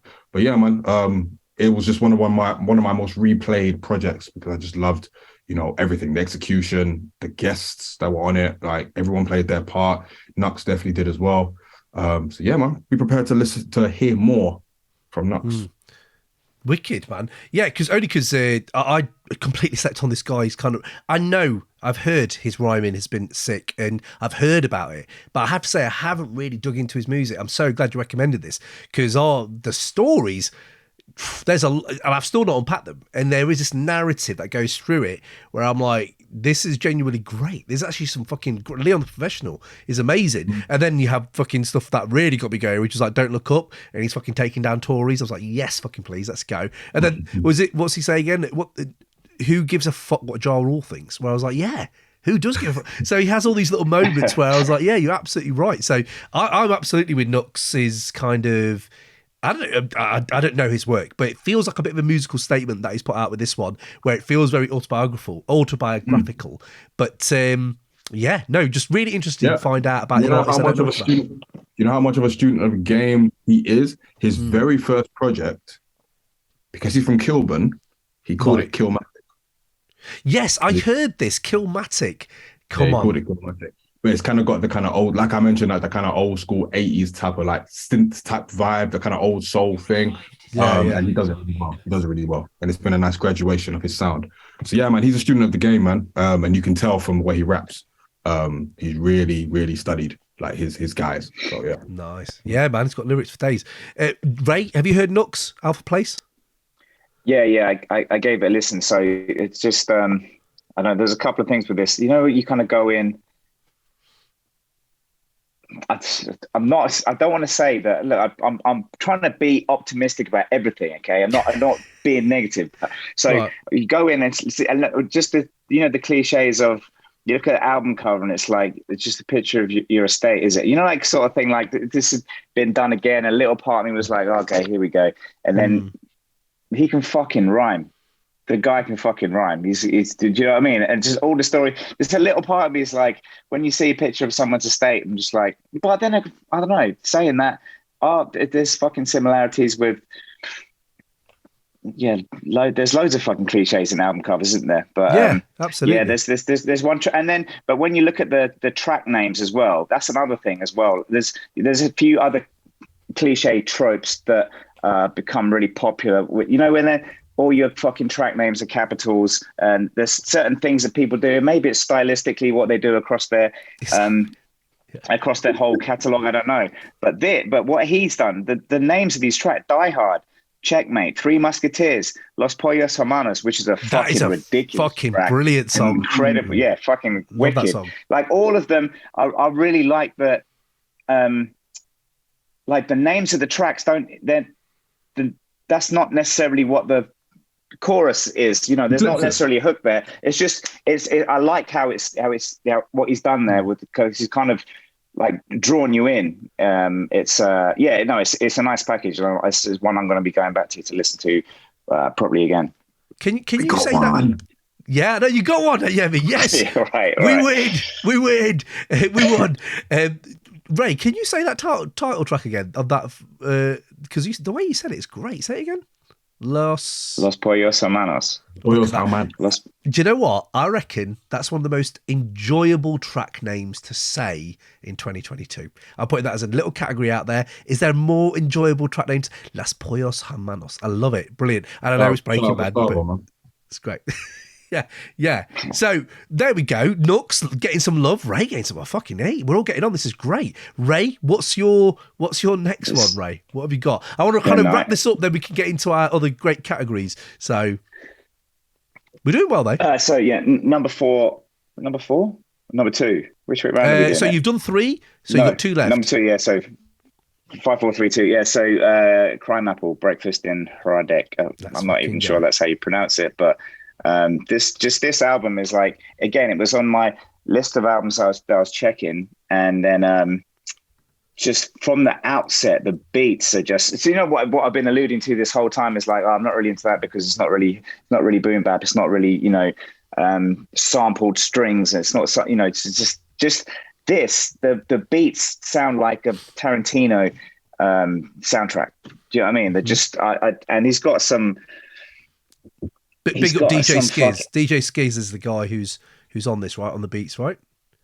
Yeah, and it's just fucking some incredible beats. And it's like, how many tracks is it? It's like 8 tracks, 9 tracks. It's not like a ridiculous length. It's just, you know, that it's like respect for your time. It's like, no, here you go. Just going to do a few tracks. Here you go. Like, I don't know. I quite like that because the brevity works. Logic Vinyl Days was going to be one of my albums, but it's like fucking 75 tracks long. It's just like, no, you're taking the piss. That's too long. That's too long. I did say that. 7. But just CRIMEAPPLE, and he's got some fucking lines on here as well. So I take pisses on your wax. Dudes couldn't fuck with this. This is another. It's one of those lines where you're like, if you don't know, you wouldn't get it. It's the whole. I take pisses on your wax. Dudes couldn't fuck with crime with both Chris's on their tracks, and you immediately know that's Biggie and Big Pun. You know, it's like with both Chris's on the track. To any average person, be like, Chris's? What? Who's that? Chris Cross. Yeah. Just this little kind of satisfying, rewarding lines that he drops through there. And again, he's just a fucking amazing. Is a great lyricist as well. Really, really fucking. Rhymes where you expect the rhymes to be, which is just satisfying to me anyway. Yeah, absolutely, man. I'd like CRIMEAPPLE for a while. I think there's a track called Pistachios. pardon me, the track called Pistachios he did a while back, which was absolutely sick. Really enjoyed that. But yeah, no, I mate, yeah, wicked album. In Flight, what a fucking track that is. Yeah, I'm glad you brought this because it's on my like honorable mentions. But yeah, don't know much more to say about it because if you know CRIMEAPPLE, it is that it's punchlines, it's fucking on point bars. He kind of is reliable for that shit. He's done stuff with Muggs before as well, which has been really interesting how he's going into that arena as well. But yeah, no, I think this Breakfast in Hradec, which I don't know what it means. I don't know much about DJ Skiz either. But no, really, really like this album. Very rewindable, I would say. Very satisfying to listen to. Yemi, have you got any takes on this one? Yeah, I've not takes on the project, but I'm a fan of CRIMEAPPLE. I always fouled him under like 38 Special and Alchemist and those types of guys. Doesn't sound like that's the type of vibe on this project. So yeah, I'll definitely be checking that one out. Sounds very interesting. But yeah, CRIMEAPPLE's dope. He's been dope for a while. He's like one of those very like under the radar guys that you like, if you know, and he's just very, very with it. So yeah, there's just a lot of that going on. Like just very. There's so many artists who are out there who are consistency is so high. And I feel sorry for him, man. You've got to keep bringing fire because you know that other guy ain't slipping or that other girl ain't going to slip. You've got to keep going. And it's really hard. Must be really hard to keep doing it. But yeah, man, we are blessed at the moment. So yeah, the fact that an album like this probably wouldn't have even been mentioned on another list somewhere. So I'm glad that Ray brought it and we got to at least give it a bit of shine. So yeah, big up. Let's quickly go into the chat quickly. Let's have a look. Knucks, yeah, I told you his name. That's how you spell it. It is Knucks. Anyone out there who wants to check that out? Andrew Huberman device noted, but 3 boom bap recommendations from Ray. Here we go, Ray, for you. Napoleon the Legend and Jello Point buckets. Yes, absolutely. Jarv, the Amalgam, and Sealance, the Undying Flame. Have you made these up, Osman? Some of these sound a little bit made up, mate. I think he's trying to wind you up here, mate, with some of these. But no, it's always good. Free music, getting ready to enjoy your recommendation must be like hitting a half-court shot. Must be like hitting a half-court shot. With 0.0005 seconds left. Yeah. Do you know what? Fuck that. I don't want to fucking impress him. I don't fucking want to impress him. Bend to my will, motherfucker. I don't know why we do it the other way. Did you see that Steph Curry? Yeah, ridiculous. Thing where he 5 in a row, just fucking lobbing it. He's cooking, mate. That's what he does. It's a sweet shooter, man. Yeah, it's ridiculous. One of the best. It's fucking unbelievable. Anyway, what were we talking about? Ninja Rose, have you guys already done the album bit? We are in the album bit. We're about to wrap it up. We've got one more left, I think, each. Osman Iqbal, I can barely hit a layup, so that will be something. CRIMEAPPLE is incredible. The opening track, In Flight, so good. I just, me reference that. One of the bangers of the year. Yemi is on fire, NBA Jam style, says Free Music. Hey, Yemi, you're getting some love here, bro. You have to be a regular soon. DJ Skiz and Squiz is the cousin. DJ Skiz and CRIMEAPPLE is a potent combination. Hradec is a town in Czech Republic, I believe. Yeah, I think I've seen that there's a team there that I've seen play with the kit. Either way, sounds good. Right, let's fucking do it then. Let's wrap this shit up. I have got one more. My number one album has not changed. It is the multiverse Benzino himself, Billy Woods. Unpack that how you want. That's how he put himself out there. Christ. It's fucking amazing. He has got these little gems that are just stuck in my ear or in my head all fucking year. Fucking mad. But yeah, let's have a look. Well, I don't know. I don't really know what more to say than what we did at mid-year because we went in quite a lot and I can go track by track, but I'm not going to do that. I think that some of the stuff that he said on this album, the Sugar Molasses Rum thing that really stuck with me is still in there as well. Like that kind of, he has them really powerful statements in all of his music, and some stick to you, some kind of wash away, and then you go back and they hit you back again. And it's really interesting, just as a listening experience, it is what it's like for Billy Woods.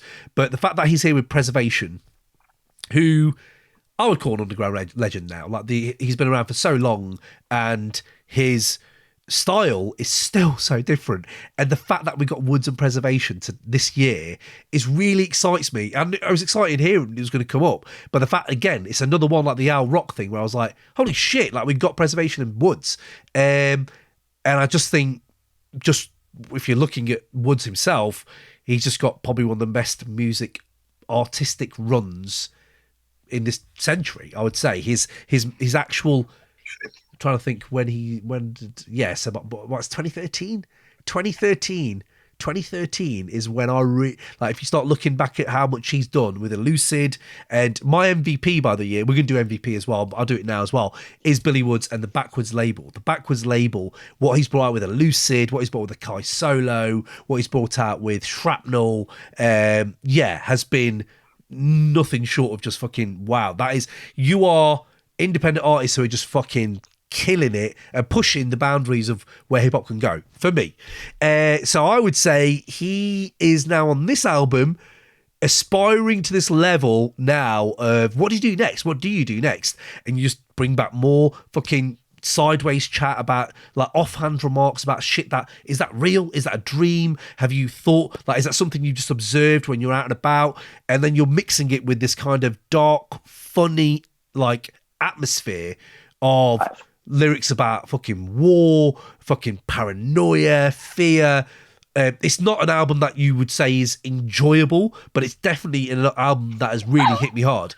And I would say it's just another musical dimension to listen to Woods in. And what else is hitting me as hard as fucking what he says on Remorseless? What's this? I picked this out because it always sticks with me. I'm not concerned with generational wealth. That's its own curse. Anything you want on this cursed earth, better off getting it yourself, see what it's worth. And I don't know, in my mind of like, shit, I've got a kid, I'm like trying to figure out how to maneuver in this world as a dad and, you know, keep him kind of safe and make him ready for what's about to hit him as, you know, an ethnic minority in this country as well. And these kind of ideas of identity that, you know, aren't mine, but they are someone else's, and how they kind of speak about them, it's just so innovative. And he always has been. You can't really put many more kind of adjectives on Billy Woods' work, because if you know, you know, and if you don't like it, you don't like it. But he has statement after statement after statement in all of his work, and it just never ceases to amaze me. I had Haram last year, Hiding Places was very high a few years before, and now this one is number one, where I'm like, yeah, this fucking guy, yeah, it's years to come, they'll be like, shit, yeah, you live through Billy Woods, that's incredible. And Elucid, obviously, and Arm & Hammer, and the way they've worked together as well. It's just singular hip-hop music. And the one thing I wanted to talk about, because I didn't get to talk about it in the review, because he's done quite a few interviews on it now as well, what really interests me is his experience as a black man in America, but it's not just about America. It's about the global experience of his family, his dad, his mum, his diaspora almost kind of thing, and the way he historically ties it together. And he had a really good, interesting conversation, and I cannot fucking remember what it was on though. I think it was on the Fader, but I'll quickly just read out what he said here. They were saying, it feels like blah, blah, blah, blah. He says, conceptually, this is one of the most complex ideas I've ever had to try to tackle on an album. It's lots of ideas, big and small. There's a lot going on for blackness as an idea, Africa as an idea, Africa as a reality, the diaspora looking at the land and vice versa. And this is what he's working on when he's talking about like his family, half of them Jamaican, half, you know, his dad's from Africa, and what they believed growing up. So when we had them on the show, how religion plays a part in all of this, and significantly so growing up in these areas, and how that kind of morphs into the idea of blackness and identity. As I said, although it doesn't hit me as a black person, but it does hit me as like, shit, your notion of identity and how to kind of journey with it. And then you wrap it all up in some of the most fucking singular, fucking amazing production. And I won't even go into the music, but the lyrics as much. But yeah, for me, Aethiopes is all that and then some. It's just keeps delivering. And yeah, and I know Church was good, but I think Aethiopes is the one for me. And it's good that it's getting all that love as well. I saw it on fucking loads of lists out there, and I'm fucking glad Billy Woods is getting that.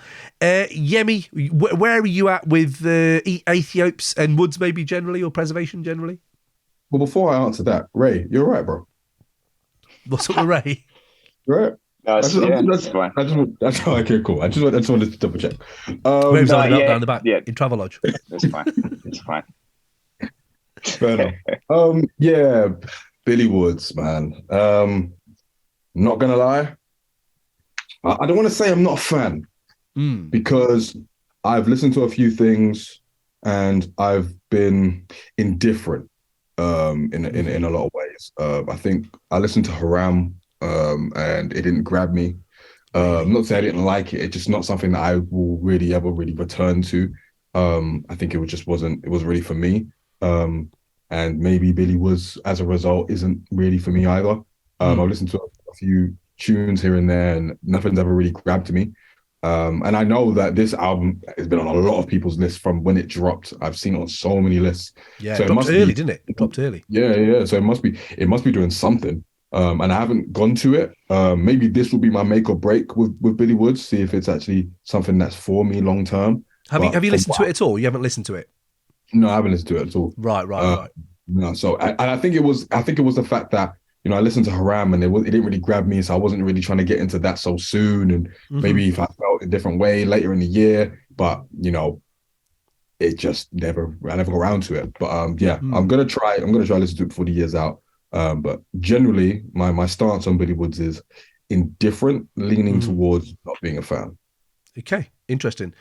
Ray's stance is definitely on the further side of that spectrum.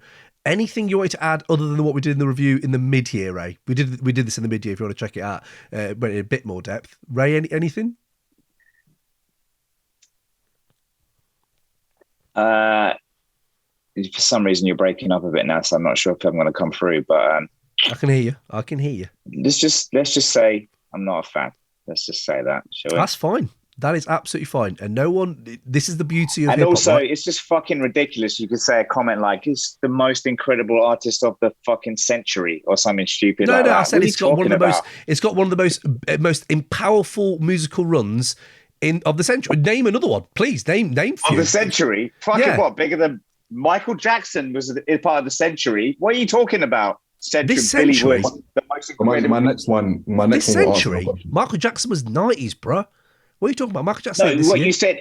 No, when you say of the century, that means of the last 100 years. You know, it doesn't start with the okay. You know, right. So the 21st of the 21st century. Obviously, that's ridiculous to say. It's like I'm saying for the last. So let's just put it another way. For the last 22 years. So the way I look at centuries is they usually work. Ridiculous. No, but tell me others. I'm open floor. Please tell me more people who've gone. My next one is one. Oh, bro, I'm looking forward to this. Right. But Ray, I will give you all the time you need, my mate, to drop me any others, but I don't just think disagree with everything you said about Billy Woods. I don't think he's all that. I think it's just average. That's fine, but you also said just make comments like that. It's just that's what gets the reaction of just I just don't believe you said that. But then if you don't know his music, you're not going to know, are you? I'm not saying it. You're not saying you need to know these statements. Like, I'm sure there's folk fucking music out there that I don't really listen to that have got massive musical statements of the century in their genre. The same thing, mate. If you don't like this kind of hip-hop, this is why I didn't want to comment on it, because I know you're going to start getting defensive when I start. I'm not getting hate. It's fine. I've just said to you. You are right now. I've just said to you. This is beautiful. The fact that we can all have our own number ones, and this is the beauty of hip hop. That's where I'm always come from, Ray. Is I like the fact. If you remember, I don't really fucking shit on anyone's takes because. Really, I think it's fascinating we have all this. So I'm the opposite of that. I'm actually very open-ended, and I completely know where you stand up. Like, this is a surprise to me. I know that, Ray. I absolutely know how you feel about Billy Woods. So it's fine. Someone not being defensive would still be being defensive right now. No, what I was going to say, to be fair, Yemi, I'll keep talking about it because I love talking about it. But I would say Ray has to withstand quite a lot of Woods over the last 3 years. And I think it's just at a point where, and Al, and I'm surprised Al hasn't had it in the neck as much, but usually Al and Woods and Griselda is usually getting Ray's coat. Yeah, Haram is another example of just the fucking album of unfinished beats. Again, it's exactly on and on and on. Yeah, just can't do it. So let's have a look then. Yemi, your last one, mate. What have you got? Oh, actually, let's do it quickly. There's a few chats. Sorry, mate. Let's go to chat. Sorry. Poetry combination. Ninja Rose, was it top 5 or top 10? It was top 5, mate, and we're still going. Osman Iqbal, Aethiopes is excellent, but Hiding Place is my personal favourite. I think I'm with you. I think Hiding Place is number 1. So, mate, Sauvage and Heavy Water, fucking incredible. 3 fire emojis, is that it, Osman? Oh, come on, mate. Sauvage is incredible, but Fuchsia and Green is my favourite Wood tracks of the year. Jack P, good shout, yeah. Sauvage gets a lot of love, and it is. That's probably a good starting point for you, Yemi, if you want to get into this album. Sauvage is amazing. I hope I'm saying that right. Ninja Rose, one of my favourite lines of the year is Woods. Break lights, break lights, bright red, lit, face like a demon. Simple, but I was driving home from London and that happened. Check it out. Domo Genesis, yeah, that's a good album this year, by the way. I don't know if anyone heard Domo's shit this year. It was good. Ninja Right. Rose, Billy Wood's run has been biblical. Playlisted. Boom. Last 10 years, pretty formidable. Pretty formidable, mate. Last 10 years is up there with Biblical. rock. Biblical, bro. Biblical. It's what I'm talking about. These people get me. These are my people. I'll put you lot on the mic next time. Aaron, my one album that completely came out of nowhere this year was Domo Genesis. Yeah, me too, mate. No drums, Ray. Oh yeah, because Aaron likes his drums. It only came across early. Yeah, that was one that went completely flying by. You're absolutely right. Billy Wood's greater than Tupac.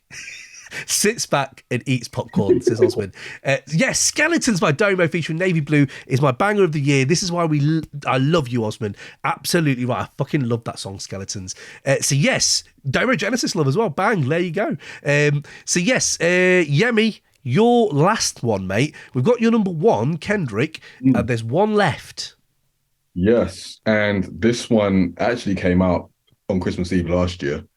But, I mean, I don't care.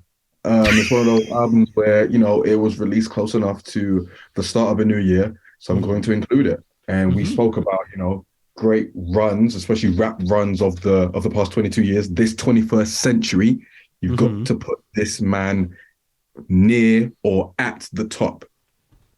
Nas, Magic. Man, when you start an album with Speechless, like the first time I heard Speechless, like I was listening to the lyrics, yeah, but then when it got to the bridge, I just lost my mind. Like it was like I'd taken the same puff of that DMT vape and I just lost everything. I lost my shit. I lost all my senses. I lost everything. I couldn't smell. I couldn't taste. I couldn't hear. I couldn't do anything. Oh, I could hear. I could just hear the madness all that Hit Boy was doing. So yeah, I just think Speechless, to Meet Joe Black, to 4016 Building, to Wave Gods, to The Truth, to Dedicate, Hollywood Gangster. Man, I think like it being not necessarily tied to the King's Disease series and it just being like an album of dope beats and dope raps helped it. Like we didn't expect it to drop when it dropped. He just decided he wanted to drop it Christmas Eve. And man, Nas is on a career run right now. Yeah. You know, everybody, and no one can deny that. No one can deny that. Like, I think Nas's catalog, even before King's Disease 1, was good. Very good, I'd say. A couple duds in there, but you know, it was a lot of great stuff.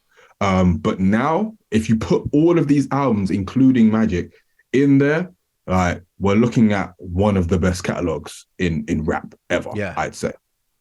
Especially as like he's pushing 50, he's still rapping with so much intensity, so much poise, you know, so much class. What he's talking about as well, like, you know, we always see him reminiscing about the 80s and reminiscing about that, but the way he finds different ways to reminisce and the way he finds different ways to talk about that era, which was obviously very, very important to him. I think Hit Boy, man, Hit Boy is his George Martin. Hit Boy is his Quincy Jones. He's that, you know what I mean? Like, he is that guy for him. And, you know, they've just clicked in a way that, you know, it's just so beneficial, not only for Nas, but for the game in general. And for Hit Boy as well. Like, Hit Boy has always been a really dope producer. Yeah. But, you know, he's now created a kind of wall of sound for himself that has kind of been championed by Nas. And now, like, even on the Absol album that dropped today, like, there's a song on there that he produced and it was just so fire. Like, he is that guy, Hit Boy. So yeah, man, I just think there's just too many slaps on Magic, man. Meet Joe Black, the beat is ridiculous and stupid. You know, 4016 Building. I can imagine like people just running up a skyscraper, getting ready to, you know, I don't know if you know the guys know the story into like your mafia history or whatever, but there was basically one mafioso called Salvatore Maranzano, and he basically the reason why we have the 5 families in New York is because of him. And he basically worked in a skyscraper near Grand Central Station.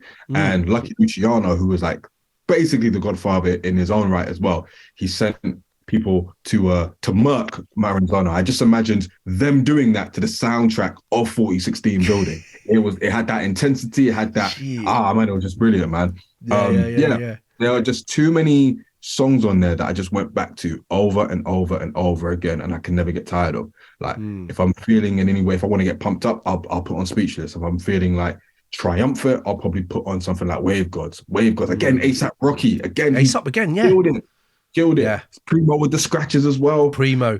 Bro, we got Primo and Nas this year as well. We got a Primo and Nas this year as well. That's the thing. But Magic, we reviewed it right at the top of the year.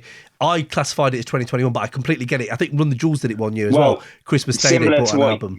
Cam, similar to what you just did a minute ago with the Last Century, technically it's within the last year. Yeah, it was within. So it's within 365 days, isn't it? Yeah, so you got it. You got it. It can kind of count for that. Yeah, absolutely. Yeah. So yeah, Magic. We loved it. Me and Ray really enjoyed it. We did a Kings of These 3 review recently as well, and that was going to be my number 5. I was going to take Kendrick out and put Nas in, and I didn't. But it is definitely a massive honourable mention because I think KD3 might be better than Magic, mate. And I never thought I'd say that, but I think it might be because KD3 doesn't have many skips. But we'll go into it. We've talked about it before, but yeah, generally Nas, all that, whatever Yemi said, I completely back all that. Magic is great. I think the comparisons to Jigga are always there, but he's kind of fucking blown the catalogue out of the water for me. Does he have a black album? Does he have But point is, the consistency of this last stage of his... Not last stage, sorry. The latter stage of his career. He's 50. He could do it for another 10 years. Easy. So, yeah, and what he's talking about, and yeah, the Sonics on Thun and 30, and KD3, I fucking love it. So yeah, no, it's so beautiful. KD3 is in my honourable mention as well. But on first listen, I didn't love the beats. I didn't love the beats. I love the beats more on KD3 than any other project they've done together, which is straight away, which usually takes me a minute. Like KD1, I wasn't that feeling that much because the beats, I weren't really straight in, but don't know, just something about that album just, I don't know, hit me right at the time.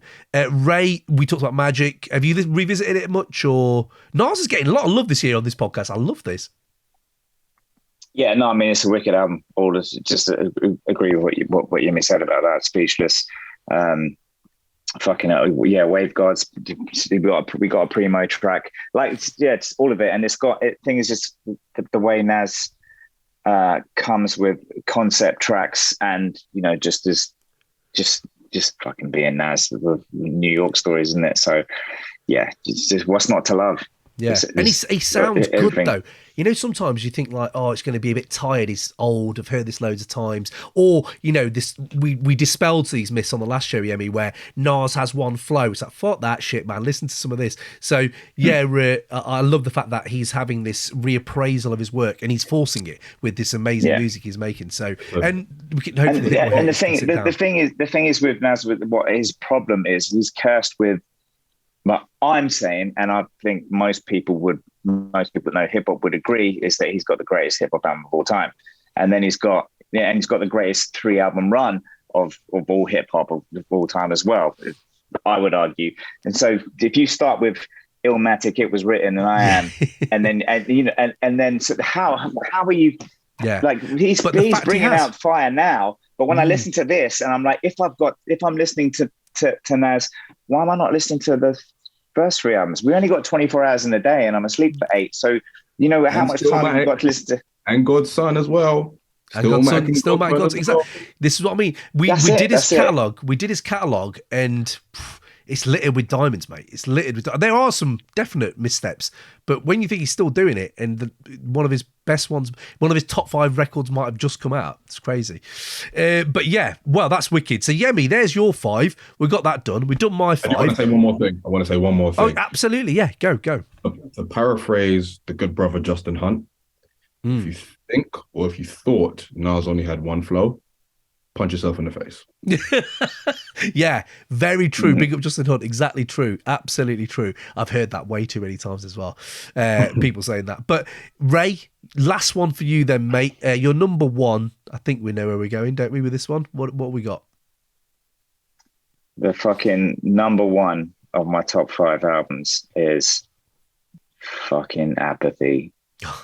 Here we go. Fucking Apathy of fucking Demigods fame. Hold on, Demigods. Ray's reference Demigods. We have a Demigod siren. The earth shakes every time. Demigods. Let's go. We can't wrap up 2022 without a Demigods reference. Let's go. Apathy. And that's it. And he's the album's only been out by a couple of weeks, I think. But fucking hell, there's some ridiculous tracks on What's it called? Green Olives. What's the album called? The album's called King of Gods No Second.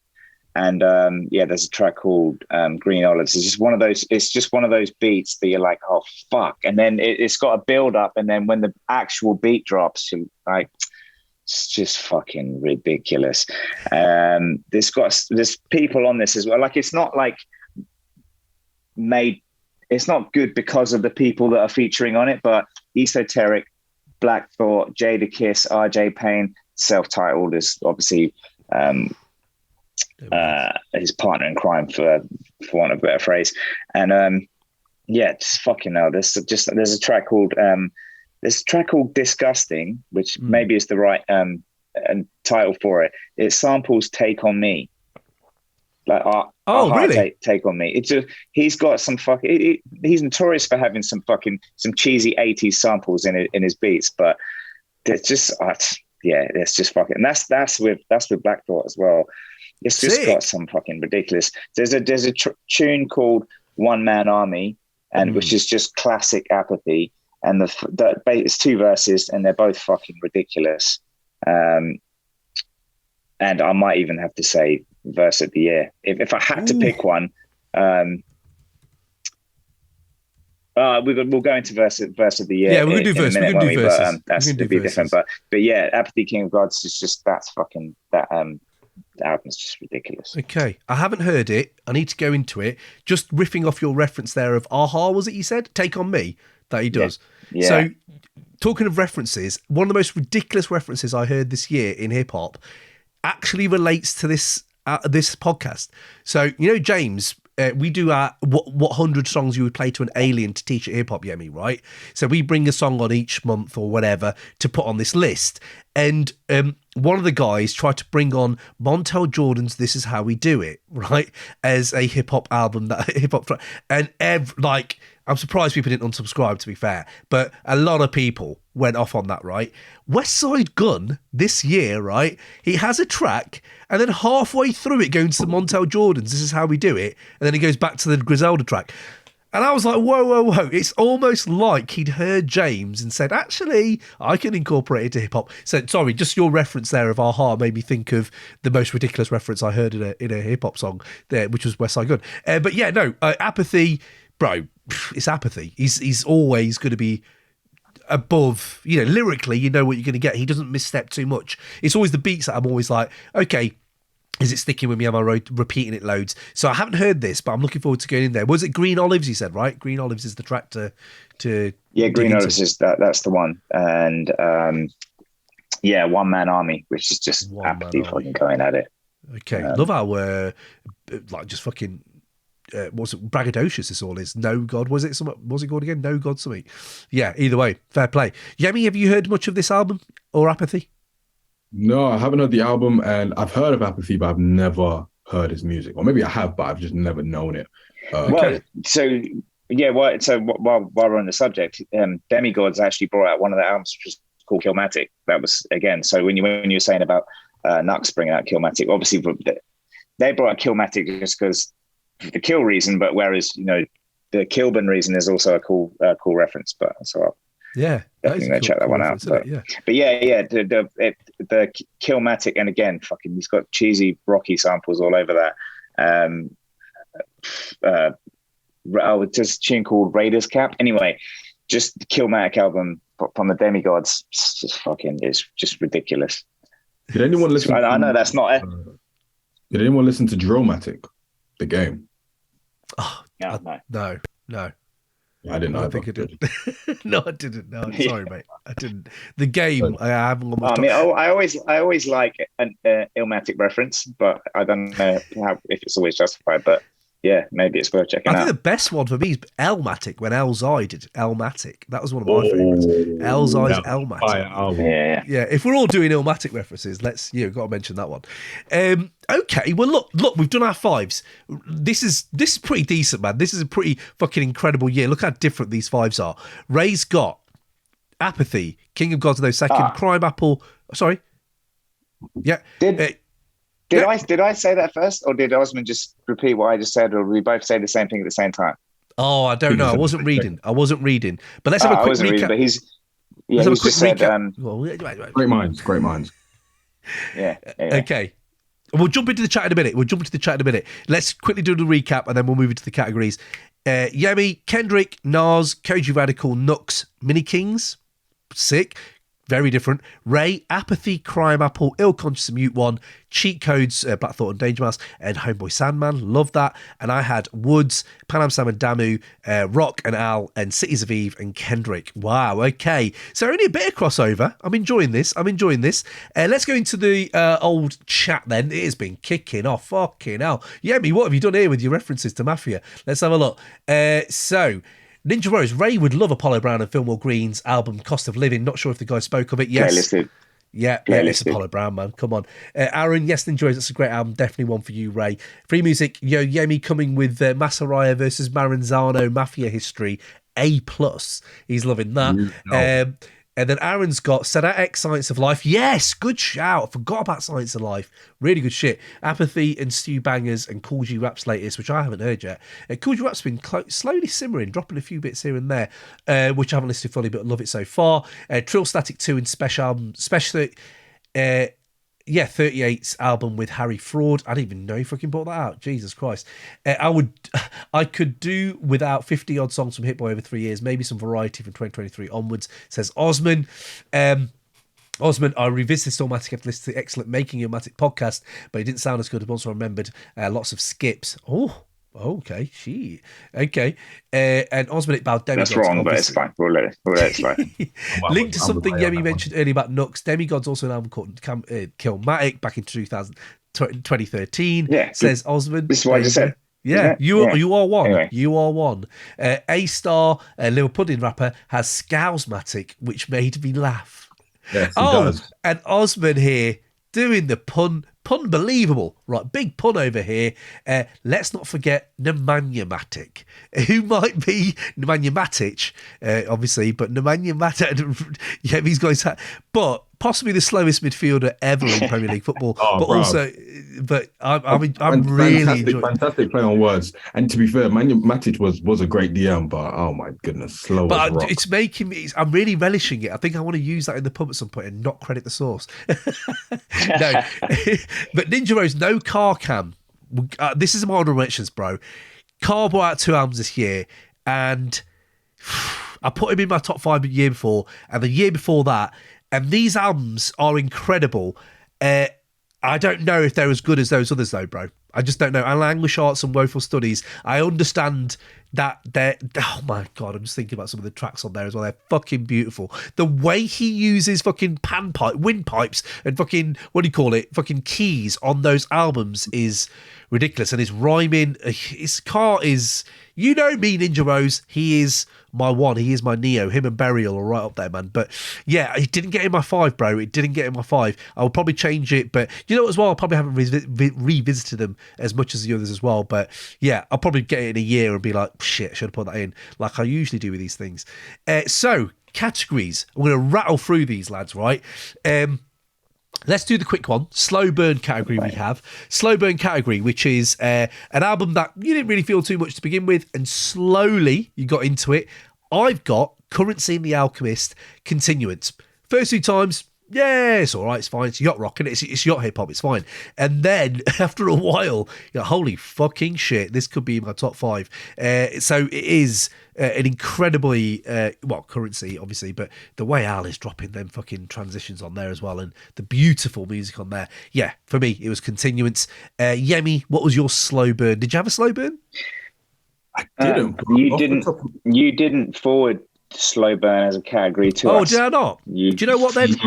You made that one up after the fact. No, I'm sorry. It usually is on the list, but it's fine. What have you guys got? Anything off the top of your head? If you're not, we can move it on. Yeah, I've got Earl Sweatshirt, Sick. And with Earl Sweatshirt, with that one, when he dropped 2010, I thought, okay, this is a banger, cool. But then the album dropped, and within the context of the album, I was a bit indifferent at first, but then I went back to it, and then I was like, yo, this actually fucking bangs. Like, Old Friend, Lie, 2010. There's a lot of bangers on there, like a lot of great stuff. So yeah, L Sweatshirt, sick for sure, and that's one of my honorable mentions as well. But I feel that. That's the very definition of a slow burn, I feel that album is. Same with me. Yeah, very true. Ray, any slow burns for you? Anything that you got into but took you a minute? Well, it's just going to be re-referencing one of my top five. It's going to be Ill Conscious, Acres of Diamonds. Because it's like I say, it's just that just the density, the lyrical density. Is that a phrase? But if you listen to it, you'll be like, it sounds ridiculous, but you listen to it, you're like, oh yeah, fuck. All right. I get it. Yeah. Okay. Well, fair enough.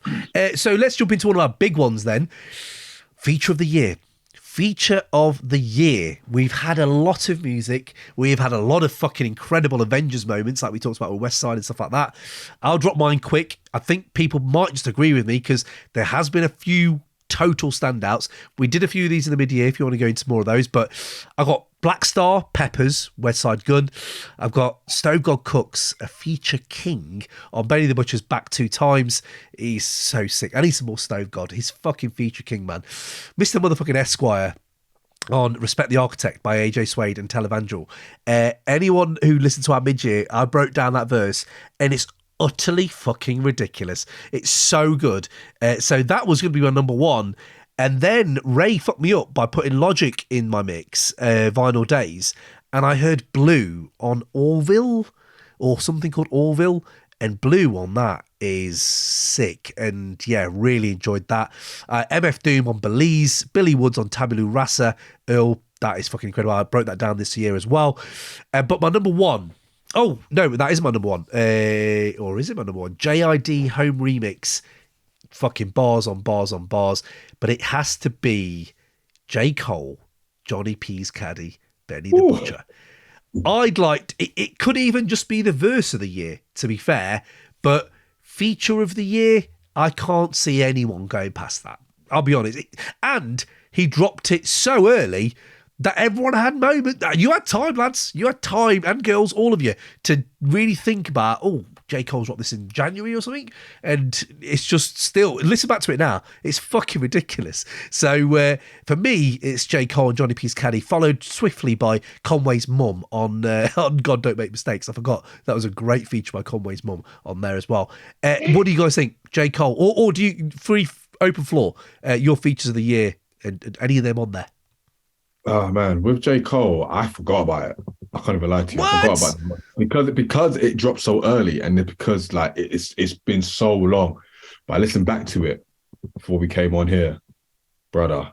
That guy was on smoke when he did that. Like flows, everything, the beat. Yeah, man. Cole lost his mind on that one. So yeah, it's definitely in my. I had to put it in my list for sure.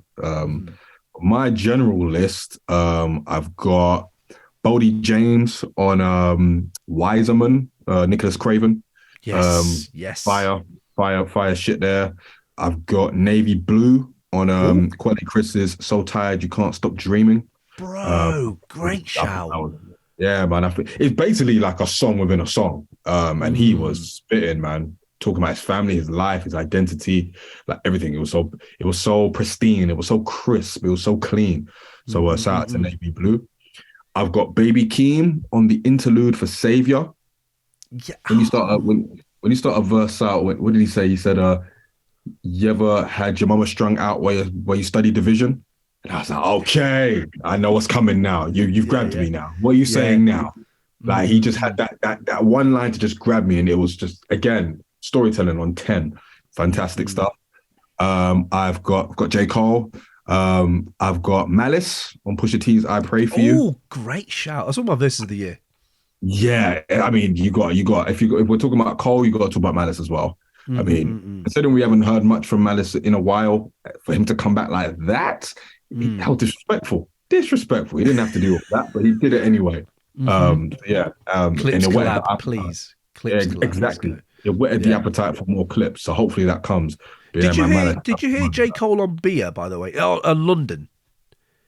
I did, but I didn't like the song. So I probably have to listen back to the verse, but I didn't like the song so much that it probably clouded my judgment. Okay. I know he was doing stuff, but to be fair, when he did that accent, I was like, I was gonna say, he did the London accent and all that. Yeah, did the London accent, and I was like, No, bro. Come on, man. You're from North Carolina. You weren't You ain't feeling got it. no business doing a London accent, really and truly. But Okay. I respect the effort. Mhm. My number one guest verse is Doom, man, on Belize. Man, I don't care if it's an old verse or whatever. Don't care. Mhm. Listen, when he says danger make a groove off a glitch, for me, that is the hardest line of the year. Yeah, yeah, What yeah. fuck you mean? Yeah, man. He did it. He did the damn thing, man. So Bro. yeah, that's it for me. Okay, I love that. I absolutely love that. I think him on Sonny Jim's Bar Simpson. I don't know if you ever heard Bar Simpson, but Mm. Belize is good. Bar Simpson might be better for me. The MF Doom verse on that is fucking unreal. But yeah, I love the fact that Doom's your number one. I love it. You know, I love that. Ray, features of the year for you, my man. What have you got? Yeah, Doom's a big shout.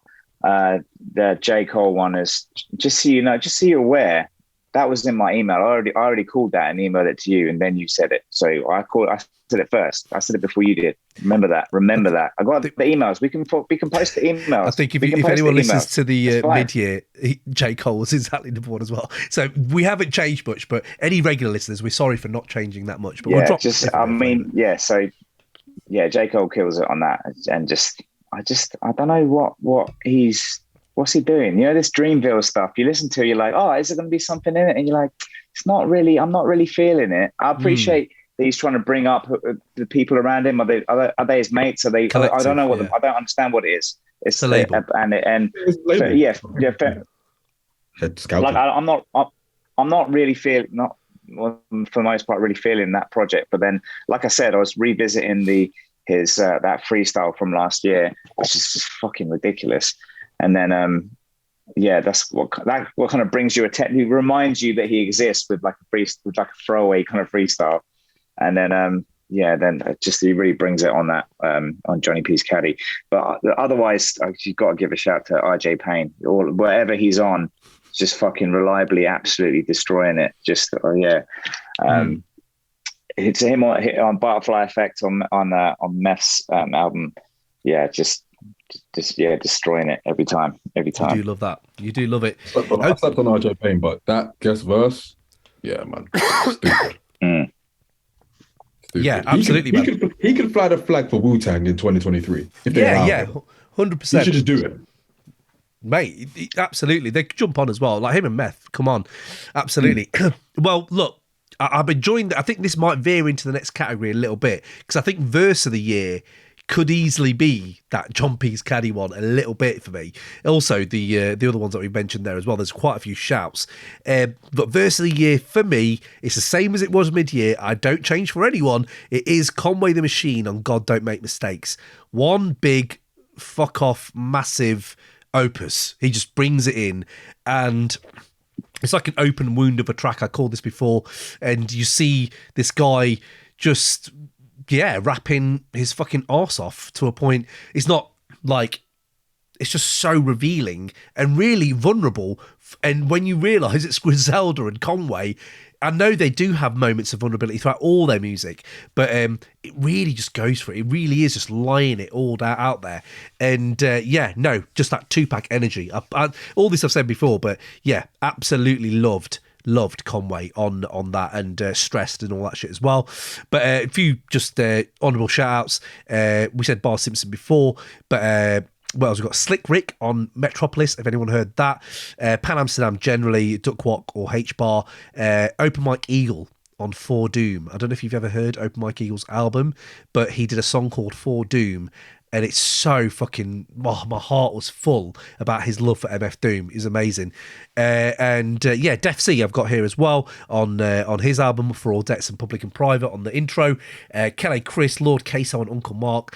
And I don't think you can really move out of the Jay-Z genre when Jay-Z kind of canon when he's dropped something on God Did, despite it being an awful album. It really is like, come on, that is poor hip hop. But Jay-Z dropped a verse which was fucking pretty stellar. So those are my verses of the year, lads. What have you got? I'm literally rubbing my hands in anticipation.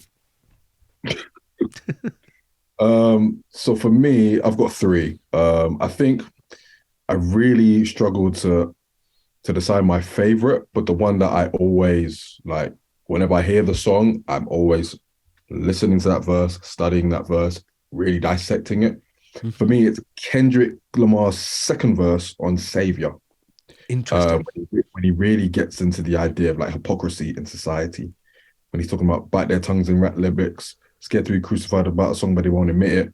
Who say, seen a Christian say the vaccine mark of the beast, and he caught COVID and prayed to Pfizer for relief. Like it speaks to, like, yeah, man. It's just like, bro, it's so true and it's so real. It's like you're speaking to this kind of like sensation of like people who have such strong views about one thing, but behind closed doors, you're doing the exact opposite of what you preach. So I think for that, and it plays into the whole idea of like, don't think of anybody as your savior. Don't think of anybody who's gonna like be that person for you to kind of show you the way. Because more often than not, they don't even know. So for me, that was just for me one of the realest verses of the year and one that I always go back to.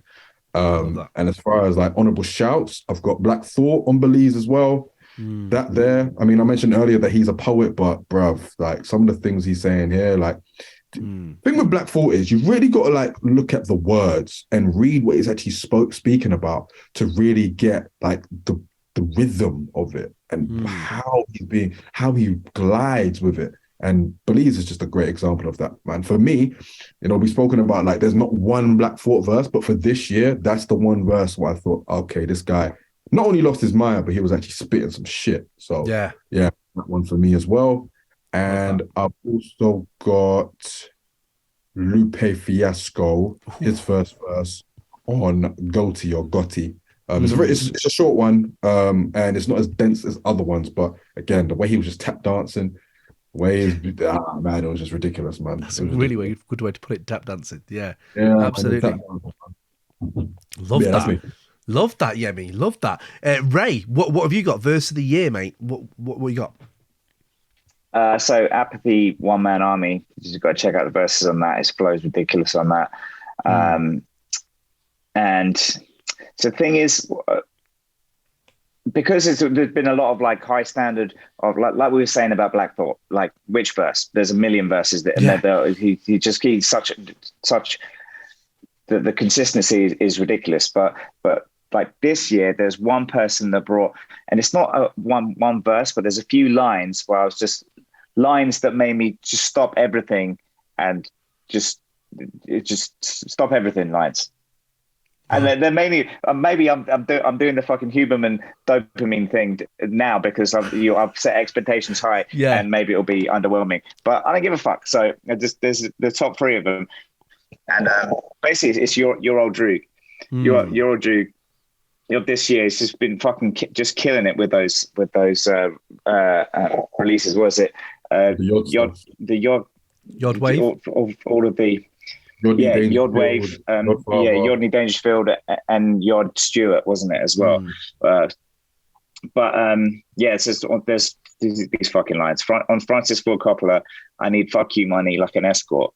That just to change. I need fuck you money like an escort. Anyway, I just really fucking enjoyed that. The Man on the Moon was my latest project. Check more boxes than gynecologists. That's just so fucking. I love that fucking line. It's so nice, and the one that was the one that really fucking did it for me. Really fucking did it is I'm the heir apparent, like child services. It's heir apparent, mate. Got it wrong. Need to redo that one. No, but good. I like it. Do you get it? Heir apparent, as in you're the apparent heir to the throne. Heir apparent, but heir apparent, as in child services. Yeah, I got it. Cam, you need me to explain it to you? Because child services. We got it. No, we got it. We were just saying he said it wrong. He's just, and that's the thing. Like he's got so many fucking lines like that, but they're not. It's not like one verse, boom, boom, boom, boom, boom, boom. Wow, that's an amazing verse. You know what I mean? It's kind of spread out over his albums. And I don't know. I've slept on it. I slept on it for too long. So he's fucking hell. Just this stuff, the way he delivers his verses, and he has, he puts the ad libs on afterwards where he just goes, who? what? Yeah. His Just ad-libs like are in the sick. background, it's just Yeah. it's He really, really fucking takes satisfying, time. and really, it's really him as well. Do you know? There's no one else that does it that way. Kind of Humour, thing. mate. We talked about this Yeah. before when we talked about Yod in the mid-year. There's a lot of humour in his shit. It's always good. So yeah, love that, man. Okay. But also, Go on. honourable mention in verse of the year, Inspector Deck on Bring the Pain. Mm-hmm. He's on a RJ Payne track, and he kicks off with the line, "I got your back pain, like sciatica. Got your back pain." Good. Just Good. that's what I'm here for. Sciatica That's what I'm rhymes. fucking here for. Because we relate, we Ray, because we're old and we relate to sciatica rhymes, don't we? Now as well. No, just More the than we used to. fucking. That's it. Those kind of clever. That's the kind of lyrics I'm looking for. You know, and that's why. And you know, Heck. with all due respect to everything that Kendrick's done, you know, I like it. That's why when people, and you're talking about Conway and others and Billy Woods, and it's all, you know, deep stories about their life and background experience of this, that, and the other. Like, no, where's your fucking punchlines? I was going to say, you love your punchline. We've got Rock Marcy, mate, for that. If you want that, he's got punchline to punchline in that album. I buried it all up in my fives, and Patton as well. You know, they've all got them. But no, absolutely, I'm enjoying these. I am enjoying these. Let's see what we've got. Ninja Rose, what was your favourite out of the two cars that dropped? Probably Langlish Arts. Not much to call in it, to be fair. I'm not even a J. Cole fan, and it's up there for me, his verse, probably number one. Actually, my verse of the year is Ramesh Ranganathan on Marlowe 3. That is a really good verse by Ramesh Ranganathan on Marlowe 3. Brilliant. I can't believe that happened. That actually happened this year. And verse of the year for me is the first. I mean, it is awful, but it's not. He's put in some effort there. Yeah, absolutely. Jack P, verse of the year for me is the first verse on The Ills by Denzel Curry, a man we can't sleep on because he did bring out quite a bit of music. Also, any part of Recession Proof. Oh my God, one of my bangers of the year. Love Recession Proof. Ninja Rose, Nas on Beef. I thought both verses were fire, and Carl's first verse on We Hurtin'. Yes. Yeah. And Touche as well. He's sick on Touche as well. Free Music, Kendrick Lamar, 8 spitting back pain. No, he's not. He really isn't. He's not yet anyway. When he's older and he feels that he will be. So, next category I got, Best Album Artwork, lads. Now, I've got a few here, because Kojey Radical talked about that.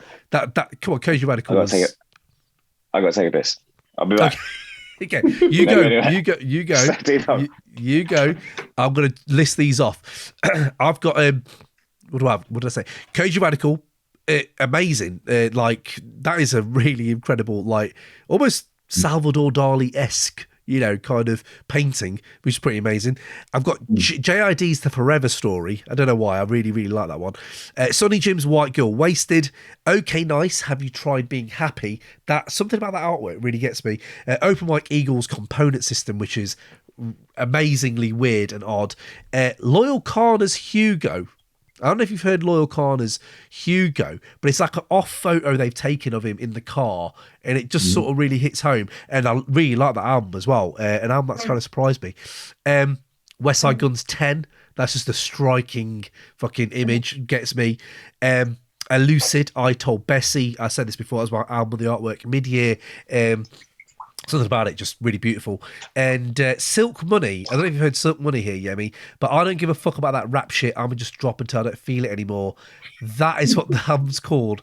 And that artwork is fucking wild, bro. It's such a good album as well. Such a weird, brilliant album. Probably would have been a top 5 if I'd heard it quicker. But my favourite artwork of the year is Metatron's Cube by AJ Suede and Televangel. I've talked about it a few times. It is one of my albums of the year. It's a fucking incredible piece of work, and the artwork is beautiful. So yes, that is mine. Yemi, have you got album artwork of the year? Well, I mean, the Silk Money one, it is a dope one. It's on my list. I need to check that one out. The Hugo one, yeah, I like those types of ones. The one with Laura Carney, that one, I like that one. My one, I only had one. My favorite is Cheat Codes. For one reason or another, it's addictive to look at. Like, it's just like mad, like sinister and kind of like off kilter. It's kind of weird, but you know, it's just something that I always like. And I like that. Even looking for my Spotify now for like honorable mentions. I like the Kenny Beats cover, Louis. I like that one. Oh yeah, me too. Love that album. What an album. Yeah, man, great album. Very vibrant. And you can tell from the album cover that you're about to get something that's really like colorful and like just full of life. I like the Forever Story as well. Jid, that's very dope. Elephant Man's Bones. That's a good cover as well. Do you know what? I think it was one of the worst ones. Oh, fair enough. I don't know. I just didn't like. I love Elephant Man's Bones, but I really didn't like the cover. I enjoyed the merch, but I don't know. Just something about the cover did not stick with me. I don't know what it was, but yeah, sorry. I like a lot of color, to be fair, and it's got a lot of that. So yeah, it does. It does. I'm happy with that one. What else have I got? I think Jeshi, Universal Credit. Oh, yeah. That one as well. That's a great album cover. Good shout. That is a wicked album cover. Yeah, a great album as well. It's one of my honorable mentions as well. Yeah, I really like that one. So yeah, I think that's it. Nice. Raymond, album artwork of the year. What you got? It's Cannabis. Which one? Cannabis's album. What's he got? Cannabis is still dropping music? Yeah, One Step Closer to Infinity. It's the album covers by Annabelle Sikonolfi, and he or she, I'm not sure. Annabelle, is that a male or female name? I don't know. Who knows? But that person, whoever they are, does fucking incredible artwork, and is worth Instagram follow as well. And they just do crazy futuristic like sci-fi cities, and they did some artwork on sci-fi cities, and then I think Cannabis must have approached the person to make an album cover, and they did a version of the. It's worth looking at, and when you see it, you're like, oh fuck, that's some deep shit. Okay, because I always liken Cannabis to bad album artwork for some reason. So I'm interested to see this one. I am interested to see this one. If I had time to Google it, I would. But okay, I like it. I love the fact that Cannabis still gets mentions on this podcast, despite being 2022. I fucking love that. Let's keep that up, please. We should just have a Cannabis section. What's he doing now? Do you know what I mean? Like we should all. Did he drop something this year? Do you know what I mean? We should always. He did. That album's sick as well. But honourable mention. Is it a collab? Is it just a solo thing he's done? Yeah, solo album. Yeah, it's Cannabis. No, but, yeah, true. Why am I thinking Cannabis would collab with anyone? You're right, absolutely. Okay, so let's get into a big one here, but we don't have to bog it down with loads. I've got bangers of the year. So just some songs that are really wait. Before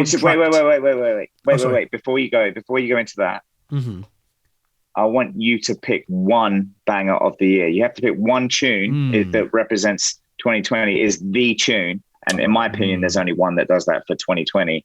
Which will live on forever, and 2022. Sorry, yeah, which will be coming back. But the tune that you're going to be coming back to inevitably, and when it comes on shuffle, you're like, oh shit, that's the sick tune. Do you know what I mean? That tune. Yeah. And I don't want you to go like list off 75 tunes and be like, well, I think it's going to be this one. No, give me it now, and then list off your maybes. Yeah. Okay, fair. I'm gonna have a look through for one that is my number one that I would go to. Probably. I didn't think it would be this one, but I'm gonna go to Mr. by Wiki and Subject 5. That is a track that I've listened to all year, and you're like, oh shit, I keep going back to this one, and I put half Half Man Half God, I can't remember the fucking album we did with Navy Blue last year, but it was in my album of the year. It was in my 5, and this year he hasn't dropped much, but he dropped this, and Mr. is that's one I'll always go back to. So Mr. is one of my bangers of the year, absolutely. But any others for you guys that you feel have either encapsulated your year, or like you've got 4 or 5 you want to reel off? Yeah, what would be your number one? I always struggle with tracks. Like that's why. Yeah, it's tough. If you ask me like, what's the greatest hip hop track ever? I wouldn't be able to answer. Hard, that's not a conversation anybody should have. It should once, but anyway, carry on. I mean, that's a shout out, to be fair. Yeah, of course, yeah. Gun to my head, I'll probably say MINIKINGZ New Skincare. That's just a track that I've returned to so many times this year, and I think that encapsulates my year to a T, just because I think I first heard it in maybe March, and even yesterday I was banging it out like 10 15 times. So yeah, it's just one that I go back to religiously. So I had a real feeling you were going to say When Sparks Fly by Vince Staples for some reason. I was thinking, I bet Yemi loved that song. I don't know. Maybe you didn't, but I don't know. For some reason, I thought you. I wouldn't go back to that album. I wouldn't listen to it once. Really? I think I prefer his self-titled album more. I'm honest I with did you. like that album. And to be fair, is it the FM? That is a fucking great album as Yeah, well. banger But as well. honestly, bro, Ramona Parks has replay value, bro. Like, it's one of them, like, your bangers could have 3 or 4 off that album. It's so, like, and again, give it time, mate. Give it time, that one. I really would go back if I could, if you can. Ray, if you put a gun to your head, Diet then. Coke. Coke. Diet Coke was on my Wait. short. I was looking at Diet Coke, Diet thinking Coke. Diet Coke? Maybe. Diet Coke's the track. And that's the Yeah, one it's for fucking years amazing. to come. When that comes on, you'll be like, yeah, you're always happy to hear that tune. There's something about it. Yeah, it's Just a doesn't even- timeless quality. to it. doesn't lyrically not even that interesting. It's it's Pusha T being it's just a banger, Pusha, innit? it's just being himself, isn't it? But it's just a banger. Just a something banger. about it. Yeah, but then And it's simple. The beat it's not overly complicated. It's just like this Yeah. because you can't really bottle that and sell it. Do you know what I mean? It's just this is yeah. and someone tries to do something similar, it might not work. It's weird Yeah. what it is that's beautiful about that track. Yeah. Anyway. Well, I mean, Yemi, if you have any others, please do just, let us know if there's any others that are in your mind. But I was going to say, if you do want a bit more of the selection that it's mainly my selection, go to crate808.com. On our there we have a Spotify playlist which has got like about 350 members, something like that in it, Ray. So it's like a lot of people enjoying that playlist, but I keep updating that. So if you want to hear any of the shit I'm loving, like people like no one talking about is it Jay Nice? Jay Nice brought out like a take this year, which is fucking incredible. No one's talking about Hagar the Horrible. So I put that as number 1 for like a good month because I was like, people need to re-listen to this track. So stuff like that. For Dolph, we talked about Stick Figure and Conductor Williams, stuff like that. As always, rotating number 1s on that playlist. So go there, check that out, and you'll get a taste of what I've been into. Got a bit of Mac Homie in there for you as well, and Little Sims. So yeah, any others though, Yemi, you wanted to shout out before we move into the next category, my man? I've got a few, man. ASAP Reel 'em Rocky, off. DB, Kojey, Lil Wayne, Sinister, West Side Gun, Peppers, Conductor Williams. Conductor, we have a problem. Woo! Anyway, Pusha T, Let the Smokers Shine, the Coops, and Hear Me Clearly.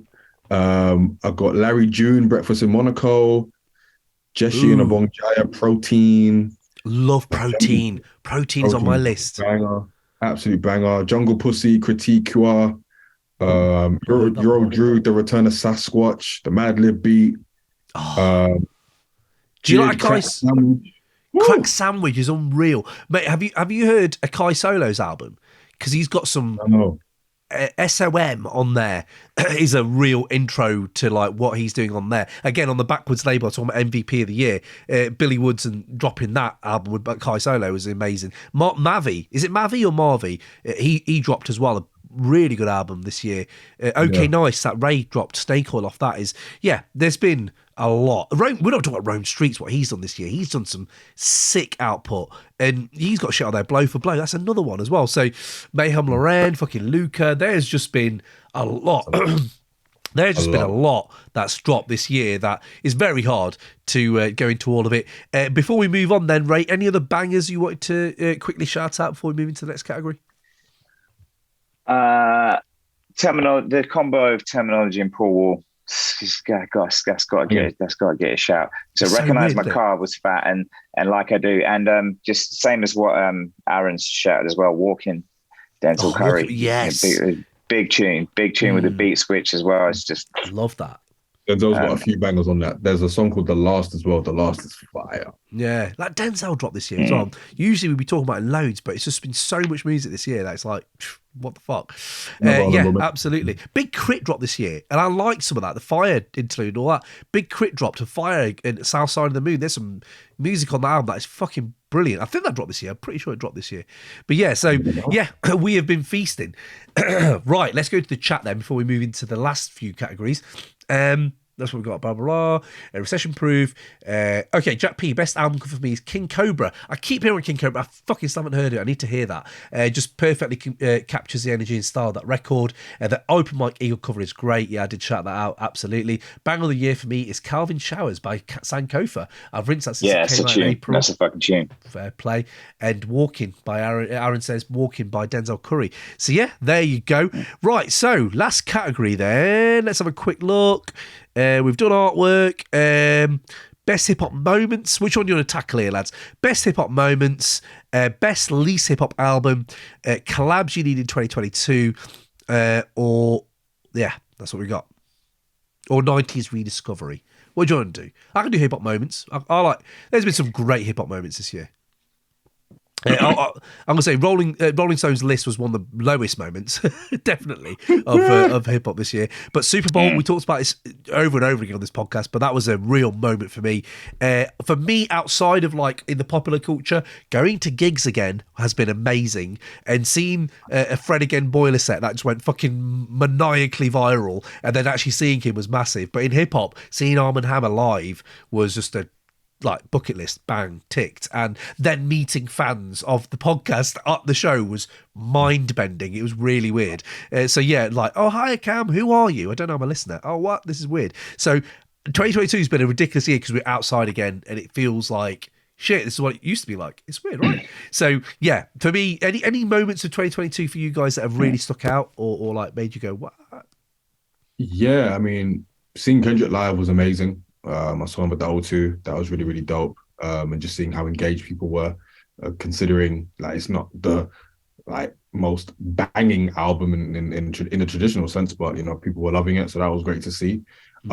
Seeing Little Sims win the Mercury Prize for a last album was fantastic. I love that, especially considering like she's been doing this for over a decade, and to see the culmination and see that happen, like I was very, very happy for her.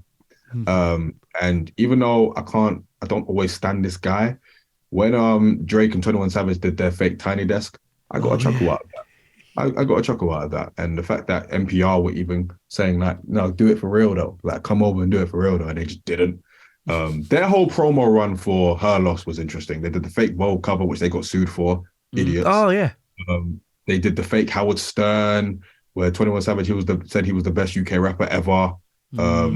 And the Tiny Desk as well. So it was a funny run. Just a shame the album was shit. But yeah. Major distribution? Not I didn't mind that. Nah, I won't. Don't even bother. Not working. Oof. Okay. I mean, to be fair, you might like it better than the Khaled album. I don't know why you put yourself through that one, but yeah, it's not. Well, really, because everyone was talking about the verses, and Lil Wayne on God Did is great as well, and I'm glad I did revisit it. But once you're in it, you think, oh, shall I listen to the rest? I didn't really listen to the whole thing, to be fair. But yeah, no, that's pretty sweet. I like that. Ray, for you, moments in hip hop in 2022 for you that have stood out. Moments that could have been was seeing Rakim live. They got cancelled. I think it looks like was it Aaron had a similar. Aaron in the chat had a similar thing, but that yeah would have been sick. But otherwise, like we spoke about it before. I mean, the Super Bowl was obviously the biggest moment in hip hop this year that I think was of. It's just the moment. Just I don't know. It's just Dre and Eminem and 50 Cent. It's they're there to represent. It's early 2000s, late 90s kind of. Just the moment in history, isn't it? Just all kind of just like brought together with just hearing Still Dre. It's just hearing Still. It's just one of those moments of like that's just fucking this. It's I can't think of what an equivalent like 70s version of that would have been. I don't know. I can't imagine, big moments in history kind of thing. Yeah. I feel you. Yeah, definitely. It still sticks in my head as well, like the whole thing. And yeah, no, it's a great moment to share with my family as well at that time and realize how big hip hop is, where my kids like loving Dr. Dre. He's never heard Dre. And I'm like, this is amazing that I can actually talk to him about Dr. Dre now. So yeah, absolutely. I've got one here. Collabs you need in 2022. Now, I've said this every fucking year since Stove God Cooks did drop before, but I want another Rock and Stove God. I want another Navy Blue and Wiki if it's going. LL and Tip has been touted for fucking ages, and I'm ready, always ready for LL Cool J and Q-Tip, absolutely. And then I was like, Nas and Hit Boy, do I want another one? Probably not. Nas and Primo we always fucking talk about, so of course we take that. But Beat Breaks came out this year. Primo did that with Nas, and that was a great song. Gave us a little taste as well. But I was thinking Nas and Madlib, mate. Let's go Nas and Madlib. Fuck it, let's do it. Like, Madlib's doing bits. He's still working. He's out there. Nas is working. If we're not getting Primo, let's have a bit of that. So I like a bit of dusty, blues and like kind of soul samples with a bit of Nas on there, more than just another Hit Boy project. So that's where I'm at with collabs I need in 2022. Where are you boys at? For me, I want to see Kendrick Lamar and Isaiah Rashad on another track. It's been like 6 years. I think Kendrick appeared on the Sun's Tirade, and it was just a fire track. So I just need that to happen again. I want to see Tyler create an Earl Sweatshirt, do something together as well. It's been way too long. I think it's coming up to 10 years. I think it was his first. I think it was Earl's first album. I think that was the last time Sasquatch. I think that was the last time they collabed. Jeez. And their chemistry is like so crazy. So I need to hear that again, especially now that they're like in a better place personally. So I need to see that. You talk about Stove God and Rock. I need a Stove God and Alchemist album. I need that. I need that. Give me that, and I'll be a happy camper. Because Stove God is that guy, man. He's that guy. He fits that world so perfectly. And again, like the way he can talk about the way he chops bricks, moves bricks, it's beautiful. Yeah. So I need that over our beats. Yeah, it's just got that voice as well, hasn't he? Yeah. Still not dropped an album. I'm surprised. I thought this was the year we might get one, but no, he's just fucking littered us with amazing features. So yeah, fair play to him. You put all his features into one album, it's probably the best album of the year. yeah, innit? I know, absolutely, yeah. No, love that. Okay. Ray, collabs, and you can't say Nas and Primo or Rakim and Primo, because you say that every fucking year. So we know that is red. Eminem and Primo. No. Anyone and Primo. No, but is there anyone a bit... I'm trying to think. Is there... I'm not even joking. I was gonna say M and Primo. Because M over Eminem beats is just... No one wants that. I don't want Eminem over Eminem beats. No one likes Eminem's beats. I don't know why Eminem even listens to Eminem beats. No one likes your beats. He's the worst producer rapper of all time. Say again. He's the worst producer rapper of all time. Producer rapper of all time. In terms of a rapper who makes his own beats, he's the worst at it of all time. I need to sit on that and think of who else there is, but he's up there, man. But this one, sorry, go on. Famously, just beats just fucking awful. But M over Primo, he would bring fire lyrics over Primo beats. That's yeah. It always makes me think like, what are they? I don't want a track to tick the box and move on with your lives. No, I want a fucking album. Give me a fucking album. I always makes me think, wonder what they're just doing at home and like that. How are you not just thinking, M don't need the money, I hope Primo don't need the money, but it's almost like, just do it, lads. Like, you just at home. Like, unless they don't get on or something. But it's like, just do it, mate. Just like, you're here. Like, why not? Like, you know what I mean? Like, fucking hell. But either way, no, I like that. So, I think we're going to wrap up here. Hold on, let me quickly go through these again. Collabs we've done. Project that made you change your mind about an artist. I've got Yemi Abiade on Metropolis. I did not know that's how extensive his craft really went. And very long album, but a very definitive artistic statement that I did not see coming. And I'm looking forward to seeing what it does next now, because I didn't think about Yemi Abiade like that at all. And Metropolis is a really good album. So for me, it's Yemi Abiade. Any projects that made you change your minds about artists, guys? Yeah, you're Drake for me. That's just what I was just saying about paying more attention to his back catalogue. Yeah. Yemi? I've got M Honcho. He dropped a project called Chasing Euphoria this year. And I'm never really a big fan of the way he kind of like, his kind of brand of like melodic like rap, singy type shit.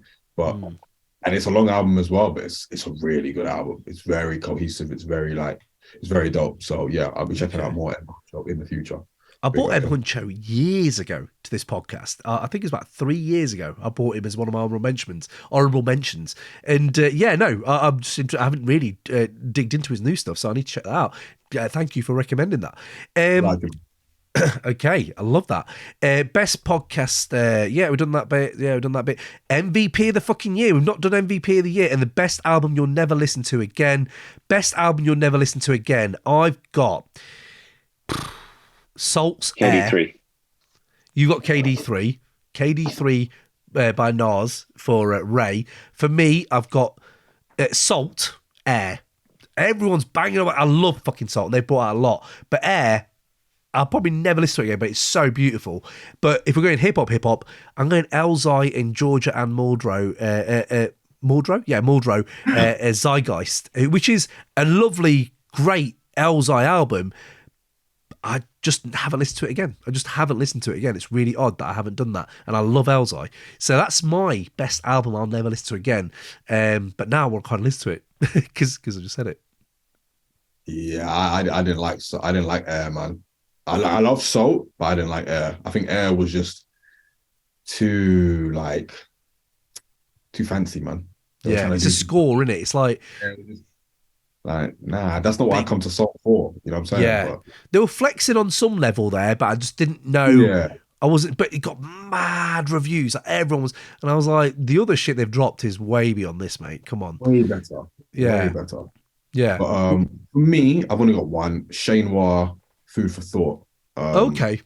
It was great on first listen, but over the year, I've just not found myself going back to it. And that was the first time I'd actually listened to Shane Noir, and I thought she was dope as a rapper. But generally, like, it's just not something that I've gravitated back to for whatever reason. So yeah, I'll probably that the one. Interesting. Ray, you got KD3.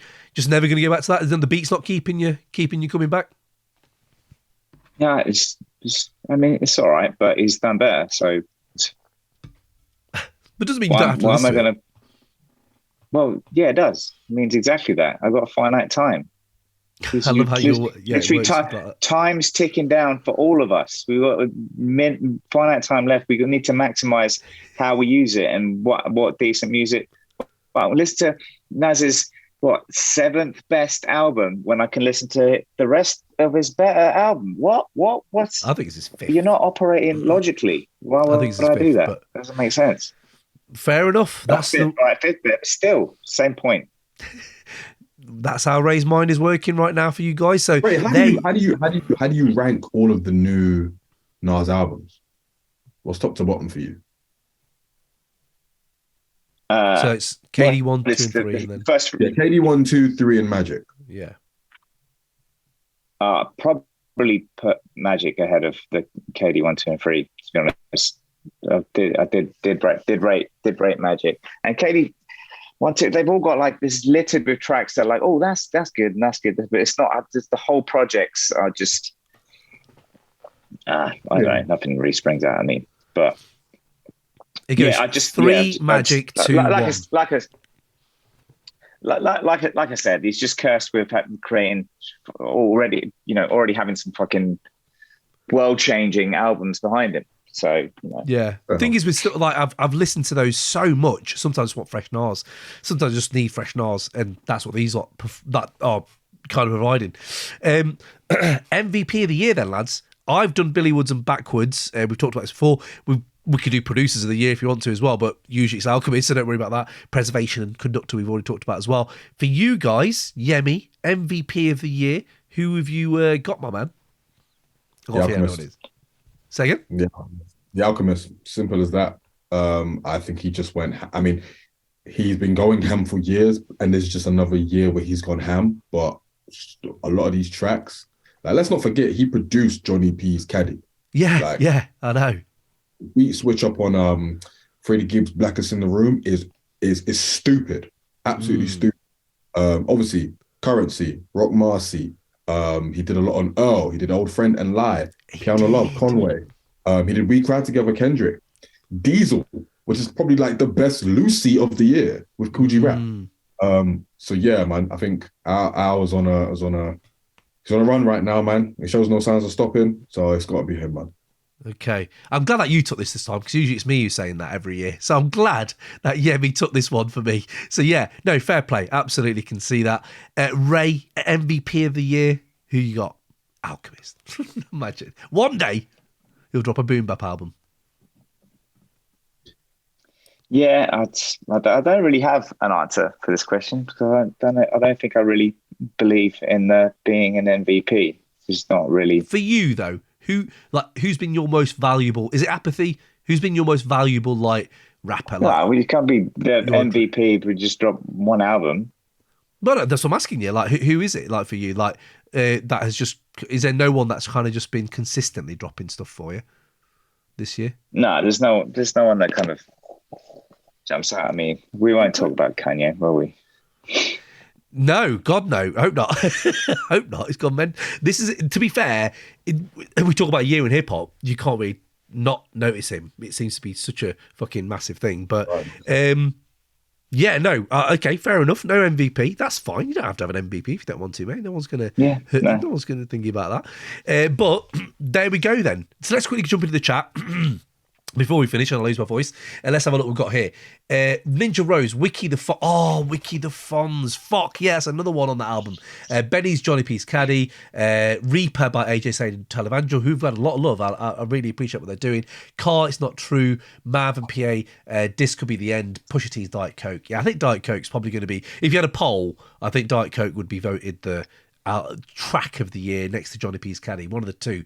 But wow, what two tracks to go for. Aaron and I had tickets for Jizza and Rakim, but both got cancelled and postponed. He's seen Jaru in January. Bro, I had Alchemist and Rock tickets cancelled. I had fucking Conway tickets cancelled. UK shit for keeping artists in there. Fucking. So yeah, trust me, I feel your pain there. Absolutely, so good. I didn't get to see them. Ninja Rose, I want to see Car and Alchemist. Oh my God, you are ticking all the fucking boxes there. Nas and Apollo Brown. Okay, I'm here for that. Black Thought. Yeah. I'll be here for that. Black Thought and Madlib. Yeah, Nas and Apollo Brown is a really good fucking shout. Yeah, I love that Ninja Rose. Black Thought and Madlib. Just make it happen. Yeah, definitely. Let's will it into existence like Leslie Snipes. Jack P, the collab I need next year is Danny Brown and Madlib. Oh, yes. Oh, wow. Jack P, that has come off the top rope. Right off the top rope. Put my head into that top buckle. That's crazy. The collab I need next year, like Armand Hamid and Darringer, said Ninja Rose. Oh, I'm not sure if that'd work, mate, but yeah, now I'm thinking more and more about it. I won't do that. It's bad listening for the people, just me thinking. Sanko for MVPs. Oh, big up. Yeah, Jack P. Nine incredible records. That is amazing. Is it? Are we pronouncing that Vulture Combat? I think is that how we're pronouncing it. I think it's all Vulture. Yeah. So I mean, I haven't had a chance to check it yet, but there you go. Yeah, he's done and it's like a whole. It's the musically. There's a big range in what each album is conveying. So yeah, he's fucking hell, just put out so much. It's that's crazy, a lot. That is a work. No wonder he couldn't jump in on the live chat, mate. He's making another album. He's making his 10th before the end of the year. But yeah, big up. And you know what? Merry Christmas to everyone. Happy New Year. Thank you all the patrons who've jumped on. We've been sit back jolly in this whole fucking year, man. We have done some bits. Yemi, thank you so much for jumping on with us as well. And I just want to say big up to all the artists, man. Like Def C out there, Closed Sessions, fucking Rap Ferreira, all these people out there who interact with us as well on the pod as well. Really appreciate all you lot. And I can't wait for 2023, man. 2023 could be sick. But Ray, Yemi, we should catch you soon. Yemi, doors are open, bro. The fans love you. We love having you, mate. So anytime you want to jump on, man, we're always about. Oh, Yemi. I just realized I'm muted. I was going to say thank you for having me, man. As always, man. Always enjoy coming on. Congratulations on another great year. You guys have done some amazing things. We've tackled a lot of amazing topics. Long may it continue. So yeah, man, needed in the ecosystem. Long may it continue. You too, man. You too, absolutely. Ray, take it easy, mate. You have a good one. And yeah, Merry Christmas. God, it's only around the corner. Yeah, man, peace. See you later. Yeah. Peace, everyone. Peace. Cheers, guys. See you later.